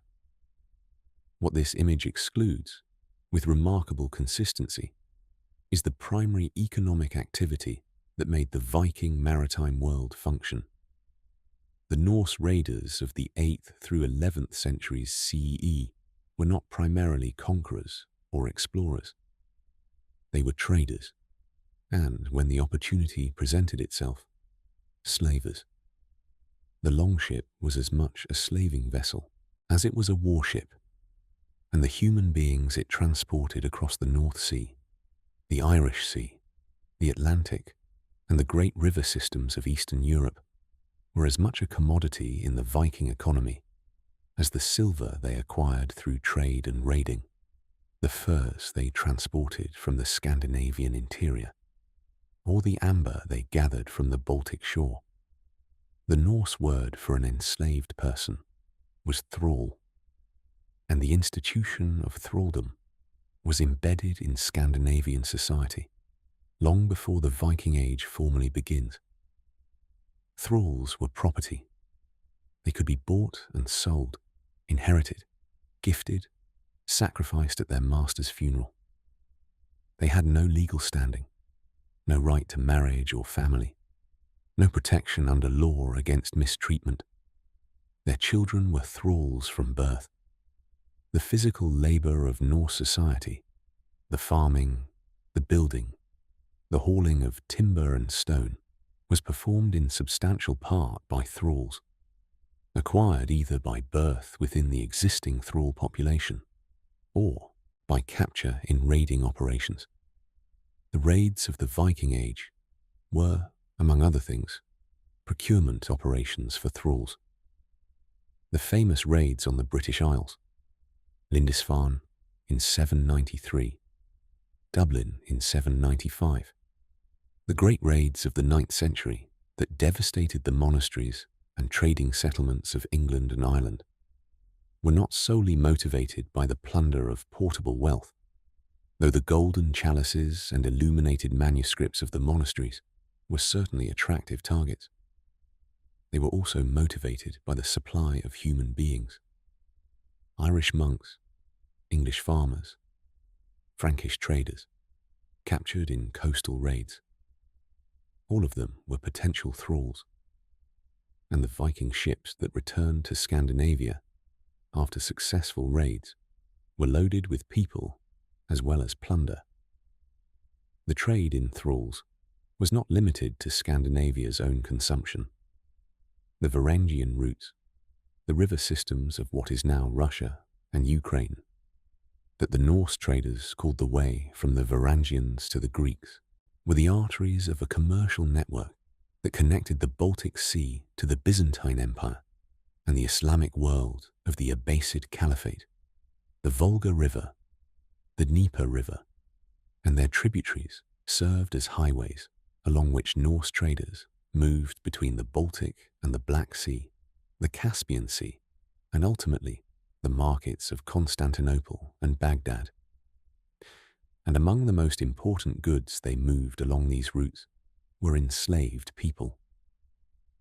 The etymology of the word slave itself is a record of this trade. The English word slave, the French esclave, the Italian schiavo, the German sklave, the Spanish esclavo, all derive from the medieval Latin sklavus, which in turn derives from the name of the Slavic peoples, the Slavs. The Slavic populations of Central and Eastern Europe, Poles, Czechs, Slovaks, Moravians, and the various peoples further east, were the primary victims of Viking slave raiding into the European interior, and so systematic and so large-scale was this raiding that the very name of their ethnicity became synonymous in the languages of Western Europe with the condition of bondage. The Slavic slave trade was conducted by Norse traders who penetrated the river systems of Eastern Europe in their shallow drafted longships, which could be dragged overland between rivers on log rollers when the waterway system required it, allowing them to travel from the Baltic all the way to the Black Sea and the Caspian without ever leaving the river network. Along the way, they traded with, raided, and sometimes allied with the various Slavic and steppe peoples whose territories they passed through. Captives taken in raids or purchased from tribal leaders were transported downstream to the great trading centers, Novgorod, Kiev, Bulgar on the Volga, and from there to the Byzantine and Islamic markets that were the ultimate consumers. At Constantinople, the Norse traders who arrived from the north were known as Varangians, and they sold their goods, furs, amber, honey, wax, and enslaved people, to Byzantine buyers. The Byzantine market for enslaved people was enormous. The great households of Constantinople, the palace administration, the agricultural estates of the Anatolian interior, all consumed enslaved labor in quantities that kept the northern trade routes busy through the entire Viking Age. The Byzantine Empire was, in its own way, as dependent on enslaved labor as the Roman Empire that it claimed to continue. And the Norse traders were among its primary suppliers. At the markets along the Volga, Norse traders conducted business with merchants from the Abbasid Caliphate, Arab and Persian traders who made the journey north specifically to purchase enslaved people for transport to the Islamic world. The Arab geographer Ibn Fadlan left a famous account of his encounter with Norse traders at a Volga market in 922 CE, describing their physical appearance and customs with a mixture of fascination and horror. Among the practices he describes is the ritual killing of a slave girl at the funeral of a Norse chieftain, a practice that both confirms the existence of enslaved people in the Norse retinue and reflects, in its own dark way, the complete possession that ownership implied. The longship was the enabling technology for all of this. Shallow enough to be dragged over land on portages, sturdy enough for open ocean sailing, fast enough to outrun most vessels under oar or sail. The Norse longship was perhaps the most versatile ship design in the ancient and medieval world. It was used for warfare, for exploration, for trade, and for the transport of human beings across 4 separate bodies of water: the Baltic, the North Sea, the Atlantic, and the rivers of Eastern Europe. The aesthetic perfection of the design, visible in the ships preserved in Norwegian burial mounds and exhibited in museums in Oslo and Roskilde, should not be allowed to obscure its function. It was beautiful the way a sophisticated trap is beautiful, in the elegance of its engineering and the efficiency of its purpose. The archaeology of ancient maritime slavery is an archaeology of absence as much as of presence. Ships sink and their hulls survive, sometimes with extraordinary completeness when conditions of burial are favorable, covered by silt, sheltered from the wood-boring organisms that consume exposed timber, in water cold enough to slow biological degradation. The Uluburun shipwreck, discovered off the coast of Turkey in 1982, is perhaps the most spectacular ancient wreck yet found. A vessel from approximately 1300 BCE, the Bronze Age, that sank with a cargo of extraordinary diversity: copper ingots, tin, ebony, glass, ivory, amber, pottery, bronze weapons, gold jewelry, a golden scarab bearing the name of the Egyptian queen Nefertiti. It preserves a snapshot of international trade at the height of the late Bronze Age, with a completeness and specificity that no archive of that era can match. What the Uluburun shipwreck does not preserve, because the material evidence does not survive, is any indication of whether human beings were part of its cargo. Wood rots, rope decays. The organic materials that would have been used to confine enslaved people, wooden structures, textile bindings, the organic components of shackles, disappear into the sediment. Only the metal components of restraints survive, and only if they were made of durable alloys and were deposited in favorable conditions. The absence of such components from a wreck is not evidence that no enslaved people were aboard. It is simply absence. This absence pervades the archaeological record of ancient maritime slavery. The ships that carried enslaved people across the Mediterranean, the Black Sea, the Red Sea, and the Indian Ocean are not distinguishable in the archaeological record from ships that carried any other cargo. There is no slave ship architecture in the ancient world, no specialized vessel design, no structural modification that identifies a ship as a transporter of human beings. The enslaved person took up approximately the same space as a large amphora of wine, and the ship that carried them was organized accordingly. The record of the human being, as opposed to the amphora, requires organic materials that the sea does not preserve. The Uluburun wreck has been used by archaeologists to reconstruct the commercial geography of the late Bronze Age with a precision that was not previously possible. The copper ingots came from Cyprus. The tin came from somewhere further east, possibly Afghanistan. The glass came from the Syrian coast. The amber came from the Baltic, carried overland through Europe and across the Mediterranean. The ship was crewing a route that connected all of these sources, serving as a node in a network of international exchange that was more extensive and more sophisticated than most people imagine when they think about the world of 3,000 years ago. That world included the transport of human beings as a regular feature of commercial life.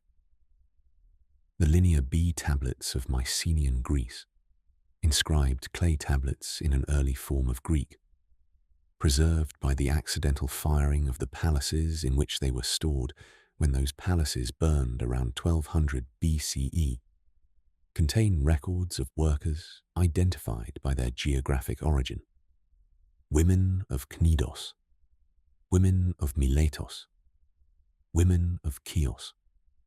These designations suggest that the women in question were not voluntary migrants from those places, but captives, brought to Mycenae from the Aegean Islands and the coast of Anatolia to work as textile workers and domestic servants in the palace economy. They appear in the records not as individuals with histories, but as labor units, counted and allocated with the same bureaucratic neutrality applied to sheep or jars of oil. The silence of ancient sources about the experience of enslaved people is not accidental. It is the product of deliberate choices made by the people who produced those sources about what was worth recording and what was not. The ancient historians whose work survive, Herodotus, Thucydides, Polybius, Livy, Tacitus, were free men, almost always members of the elite, writing for audiences of free men who were members of the elite. The experiences of enslaved people were not their subject. When enslaved people appear in ancient historical texts at all, they appear as background, as context, as the silent labor that made the historical events the historian was actually interested in possible. They are the substructure, not the narrative. This is a choice that has consequences. When we reconstruct the ancient world from these sources, we reconstruct it from a perspective that systematically erases the experience of the majority of the people who lived in it. The Athens of Pericles, celebrated in the funeral oration that Thucydides records as one of the finest passages of ancient Greek prose, was a city where roughly 1/3 of the population was enslaved. The Rome of Augustus, whose age has been called a golden age of literature and culture, was a city that could not have functioned for a week without the labor of hundreds of thousands of enslaved people. The medieval cities whose prosperity the Viking traders helped sustain were cities whose trade goods included human beings alongside silver and fur. The sea preserves what it preserves indiscriminately: the hull of a ship, the amphoras in its hold, the personal possessions of the sailors in their waterproof chests. It does not preserve the memory of the people who crossed it in chains. That preservation requires a different kind of effort. The careful, patient work of scholars who read the margins of ancient texts, who analyze the chemistry of ancient bones, who excavate the foundations of port warehouses and ask what they were really used for. It is slow work, and it is still incomplete. But it is proceeding, and what it is recovering is the outline of a world that looks somewhat different from the one we were taught. When the Portuguese navigator Bartolomeu Dias rounded the Cape of Good Hope in 1488, becoming the first European to sail around the southern tip of Africa and into the Indian Ocean, he was following navigational traditions and commercial ambitions that stretched back more than 3,000 years. The Portuguese sailors of the 15th century had inherited from Arab geographers and merchants a body of knowledge about the East African coast and the Indian Ocean trade routes that was already ancient by the time European voyagers began to access it. The Arab traders who had been sailing the Indian Ocean since antiquity, whose knowledge of the monsoon patterns and the coastlines and the people living on those coastlines was encoded in geographical texts that circulated across the Islamic world, had been conducting a maritime slave trade along those same East African coasts for over 1,000 years before da Gama arrived. The Portuguese, when they established their trading empire along the East African coast in the 16th century, did not invent the trade in African people. They entered an existing system, modified it for their purposes, and eventually integrated it into the Atlantic commercial network that they were simultaneously building. The first Portuguese traders in East Africa found established Arab and Swahili merchant communities who had been conducting commerce, including the commerce in human beings, for centuries. The infrastructure was already there. The dhows adapted to the monsoon winds, the coastal trading posts, the supply chains that connected the African interior to the sea. What the Portuguese brought was Atlantic capital, Atlantic markets, and the particular dehumanizing efficiency that would come to characterize the chattel slavery of the New World. The connections between ancient maritime slavery and the Atlantic slave trade are not simply institutional or economic, though they are those things as well. They are also cognitive. The fundamental idea that certain human beings can be reduced to movable property, that the sea can be used as a highway for their transport, that the economics of empire require a supply of unfree labor that must be secured by force and maintained by violence. This idea did not emerge for the first time in 15th century Portugal. It had been elaborated, refined, and normalized over thousands of years of practice in the Mediterranean, the Indian Ocean, and the North Sea. The Portuguese and Spanish and Dutch and English and French slavers of the Atlantic trade were operating within a framework of assumptions and practices that had deep roots in antiquity. The Roman legal concept of the slave as res, a thing rather than a person, passed through the legal traditions of medieval Europe and re-emerged in the legal structures of New World slavery without fundamental change. The ancient argument that certain peoples were naturally suited to slavery, developed most fully by Aristotle, who distinguished between those fit for self-governance and those fit only to be governed by others, was revived and adapted by European theorists in the 16th and 17th centuries to justify the specific enslavement of African people. The architecture of the slave ship, the packing of bodies in the minimal space consistent with maintaining their survival, was the same architecture that had been applied on the Delian slave ships 2,000 years earlier, adapted to the longer Atlantic crossing and the larger scale of the operation. The Middle Passage, the oceanic crossing from West Africa to the Americas that was the central horror of the Atlantic slave trade, took between 3 weeks and 3 months, depending on the ship, the weather, and the route. Enslaved people were packed into the holds in conditions that the records of the trade describe with a clinical detail that is almost more disturbing than dramatic language would be. The Brooks diagram, the famous cross-section of a British slave ship drawn in 1788 to accompany the abolitionist campaign, shows human figures arranged in rows so tight that there was literally no room to turn. The diagram was intended to shock viewers into supporting abolition. It also preserved, with unintentional historical accuracy, the basic spatial logic of the ancient slave transport vessel. The largest number of people in the smallest possible space, sustained at minimum cost for the duration of the voyage. The ancient Mediterranean slave trader at the harbour of Delos, loading a ship for the crossing to Ostia or to Alexandria, was working with the same calculations. How many people can fit in this hold? How much water and food is required to keep them alive for the duration of the crossing? What is the mortality rate I can expect? And what loss rate makes the voyage economically unviable? These were not questions that required emotional engagement with the people being loaded. They were questions of logistics, of inventory management, of the optimization of a commercial process. The mathematical reasoning was ancient. The answer was always the same. Pack them in as tight as the survival calculus allows. The continuity is not simply a matter of abstract ideas or commercial logic. It is also a matter of specific geography.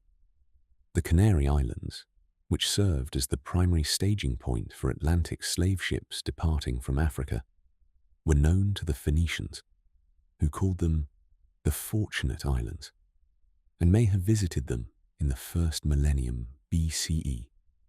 The Moroccan coast, where Portuguese slavers conducted their first African raids in the 1440s, was dotted with Carthaginian and Phoenician trading posts.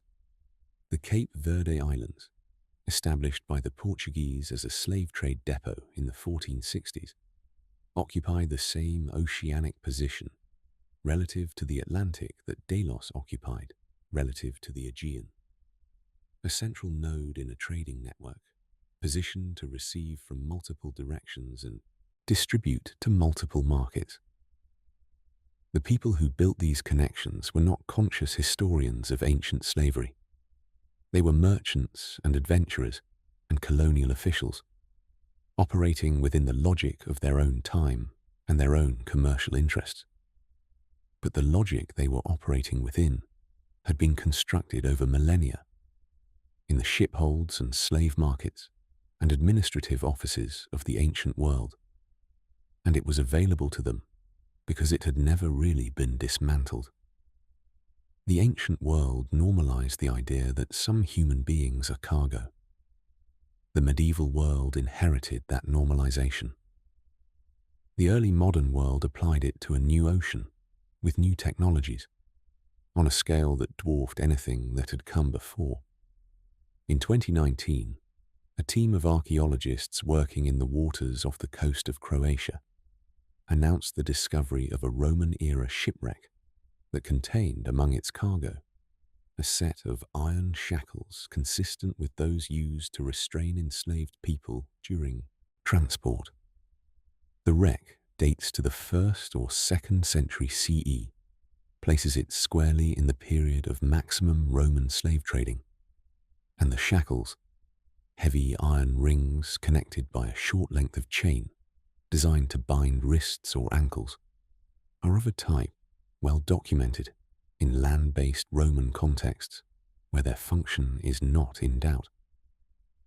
The discovery was reported in the specialist press and received modest coverage in the general media. It was significant in ways that the coverage did not fully convey. It was significant not because it proved that the Romans transported enslaved people by sea, that was never in question, but because it provided physical evidence recovered from the sea floor of what that transport looked like in material terms. The shackles were not found in a military context, or an administrative context, or a private household context. They were found in a ship. They were found where they would have been if they had been in use during a voyage, or where they would have ended up if the voyage had ended badly, if the ship had gone down in a storm or struck a reef, and the people wearing them had gone down with it, their iron bonds ensuring that they could not swim to safety. The archaeology of ancient slavery is advancing on multiple fronts simultaneously. DNA analysis of skeletal remains from sites across the Roman Empire is beginning to provide data about the geographic origins of individuals who died in contexts consistent with enslaved status. Workers' cemeteries near mines and large agricultural estates, individuals buried without grave goods in positions inconsistent with the careful interment of free people. Some of these individuals show genetic profiles consistent with origins in North Africa, Sub-Saharan Africa, or the Near East, in populations and contexts where their presence in Roman Italy or Roman Britain is most plausibly explained by the slave trade. The movement of people across the ancient world, invisible in the written record, is becoming visible in the genome. New translations of ancient texts are recovering detail that earlier translations either missed or systematically downplayed. The Greek papyri from Roman Egypt continue to yield new sale contracts, new letters between slaveholders about the management of their human property, new legal documents that illuminate the mechanics of the system. Cuneiform specialists working on the vast, uncatalogued holdings of major museum collections continue to find Mesopotamian administrative records that expand our understanding of the earliest phases of ancient slavery. Linear B tablets recovered from Mycenaean sites, including significant numbers still waiting for full analysis, preserve records of enslaved populations in Bronze Age Greece that have not yet been fully integrated into the historical narrative. Underwater archaeology is still in its relative infancy as a discipline, and the systematic survey of the ancient Mediterranean seafloor, the highway along which all of this human trafficking moved, is far from complete. The seabed holds thousands of wrecks, a tiny fraction of which have been located, and an even smaller fraction of which have been excavated with the thoroughness required to recover all the information they contain. Each wreck is a time capsule, a sealed snapshot of a moment in the life of the ancient maritime world, and each wreck has the potential to contain evidence of its cargo, its route, its crew, its construction, that contributes to the growing reconstruction of ancient maritime life. The historians who are working most directly on the recovery of enslaved people's stories in the ancient world are doing a kind of archaeology of their own. They are sifting through texts written for entirely different purposes: philosophical treatises, legal speeches, agricultural manuals, epitaphs, graffiti, for the traces of individual lives that appear in the margins of the official record. They are reading between the lines of documents produced by free people who had no particular interest in preserving the experiences of the enslaved, and they are finding, with patience and scholarly ingenuity, more than those documents intended to reveal.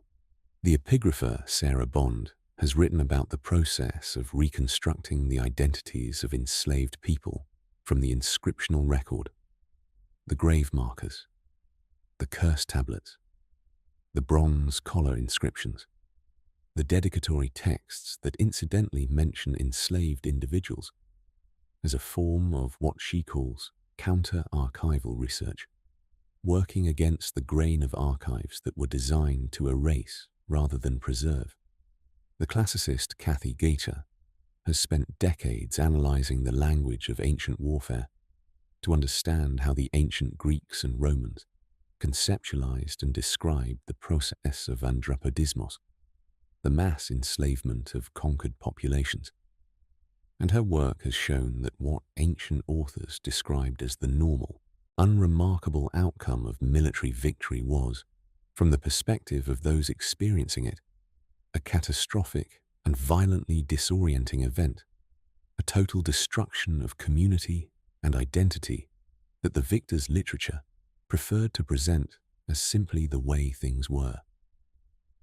The archaeologist Geoffrey Tassi, working on the slave cemeteries of Roman Egypt, has documented a pattern of burial practice that he argues is consistent with the presence of enslaved people from sub-Saharan Africa in Roman Alexandria, individuals who died far from their places of origin, buried with the minimum of ceremony, in positions and orientations that reflect neither native Egyptian nor Roman funerary custom, but something in between, a syncretism born of displacement and cultural mixing.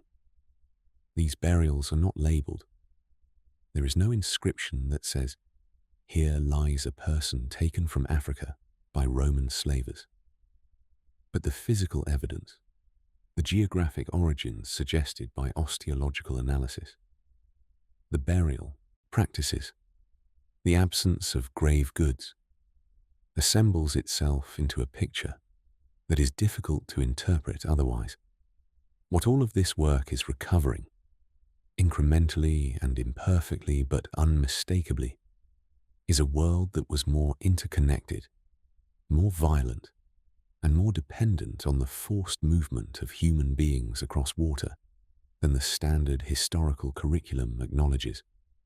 The ancient world was not a pure and sunlit space of philosophical inquiry and civic virtue from which the slave trade was somehow external. The slave trade was constitutive of the ancient world. It was not a footnote. It was the infrastructure. The Mediterranean is still there. The same body of water that the Phoenicians crossed in their oared galleys, that the Roman grain fleet traversed between Alexandria and Ostia, that the enslaved survivors of Andropodismos were carried across in chains. It is there now, a blue ellipse between the continents, warm in summer and capable of extraordinary violence in winter, hospitable to ships in the ancient sailing season of April to October, and treacherous in the months when storms blow unpredictably out of the northwest. People still cross it in vessels that are not designed for the crossing. People still drown in it, in numbers that accumulate over years into statistics that are reported in the news with declining attention. The dynamics are different from the ancient world. The people making these crossings are not cargo, are not property, are not the product of organized slaving raids. But the indifference of the sea is the same, and the indifference of the people on the safe side of the water has a long precedent. The ancient Mediterranean did not trouble itself with the experience of the people being moved across it against their will. It moved them, or it drowned them, with equal disregard for their preferences on the matter. The story told in the preceding pages is not a story with a clean ending. It does not conclude with the abolition of ancient slavery, because ancient slavery was not abolished. The Roman Empire, which had industrialized the slave trade on a scale never previously seen, did not end by dismantling that system. It declined and contracted and was transformed, and the slaves of its former territories became medieval serfs in one part of the story, and the Zanj workers of the Islamic Caliphate, and the thralls of the Viking world in other parts. The institution changed its legal form and its geographic expression, but the fundamental relationship, the ownership of some human beings by other human beings, enforced by the capacity for violence and facilitated by the sea, persisted. What changed eventually, and what is still changing, is the understanding of what that relationship was. The ancient world did not lack people who objected to slavery. The Stoic philosophers argued for the fundamental equality of all rational beings. The early Christian communities problematized the institution in ways that the later institutionalized church largely managed to contain. The rebels of the Sicilian slave wars and the Zanj rebellion understood exactly what was wrong with the system they were fighting against, even if they lacked the power to dismantle it. The objection was always available. What was lacking, for most of human history, was the political and economic power to make the objection effective. The names that survive from the ancient slave world are few. Epictetus, who became a philosopher. Spartacus, who became a rebel. Aesop, who may or may not have been enslaved, but whose fables are attributed to a slave by the biographical tradition.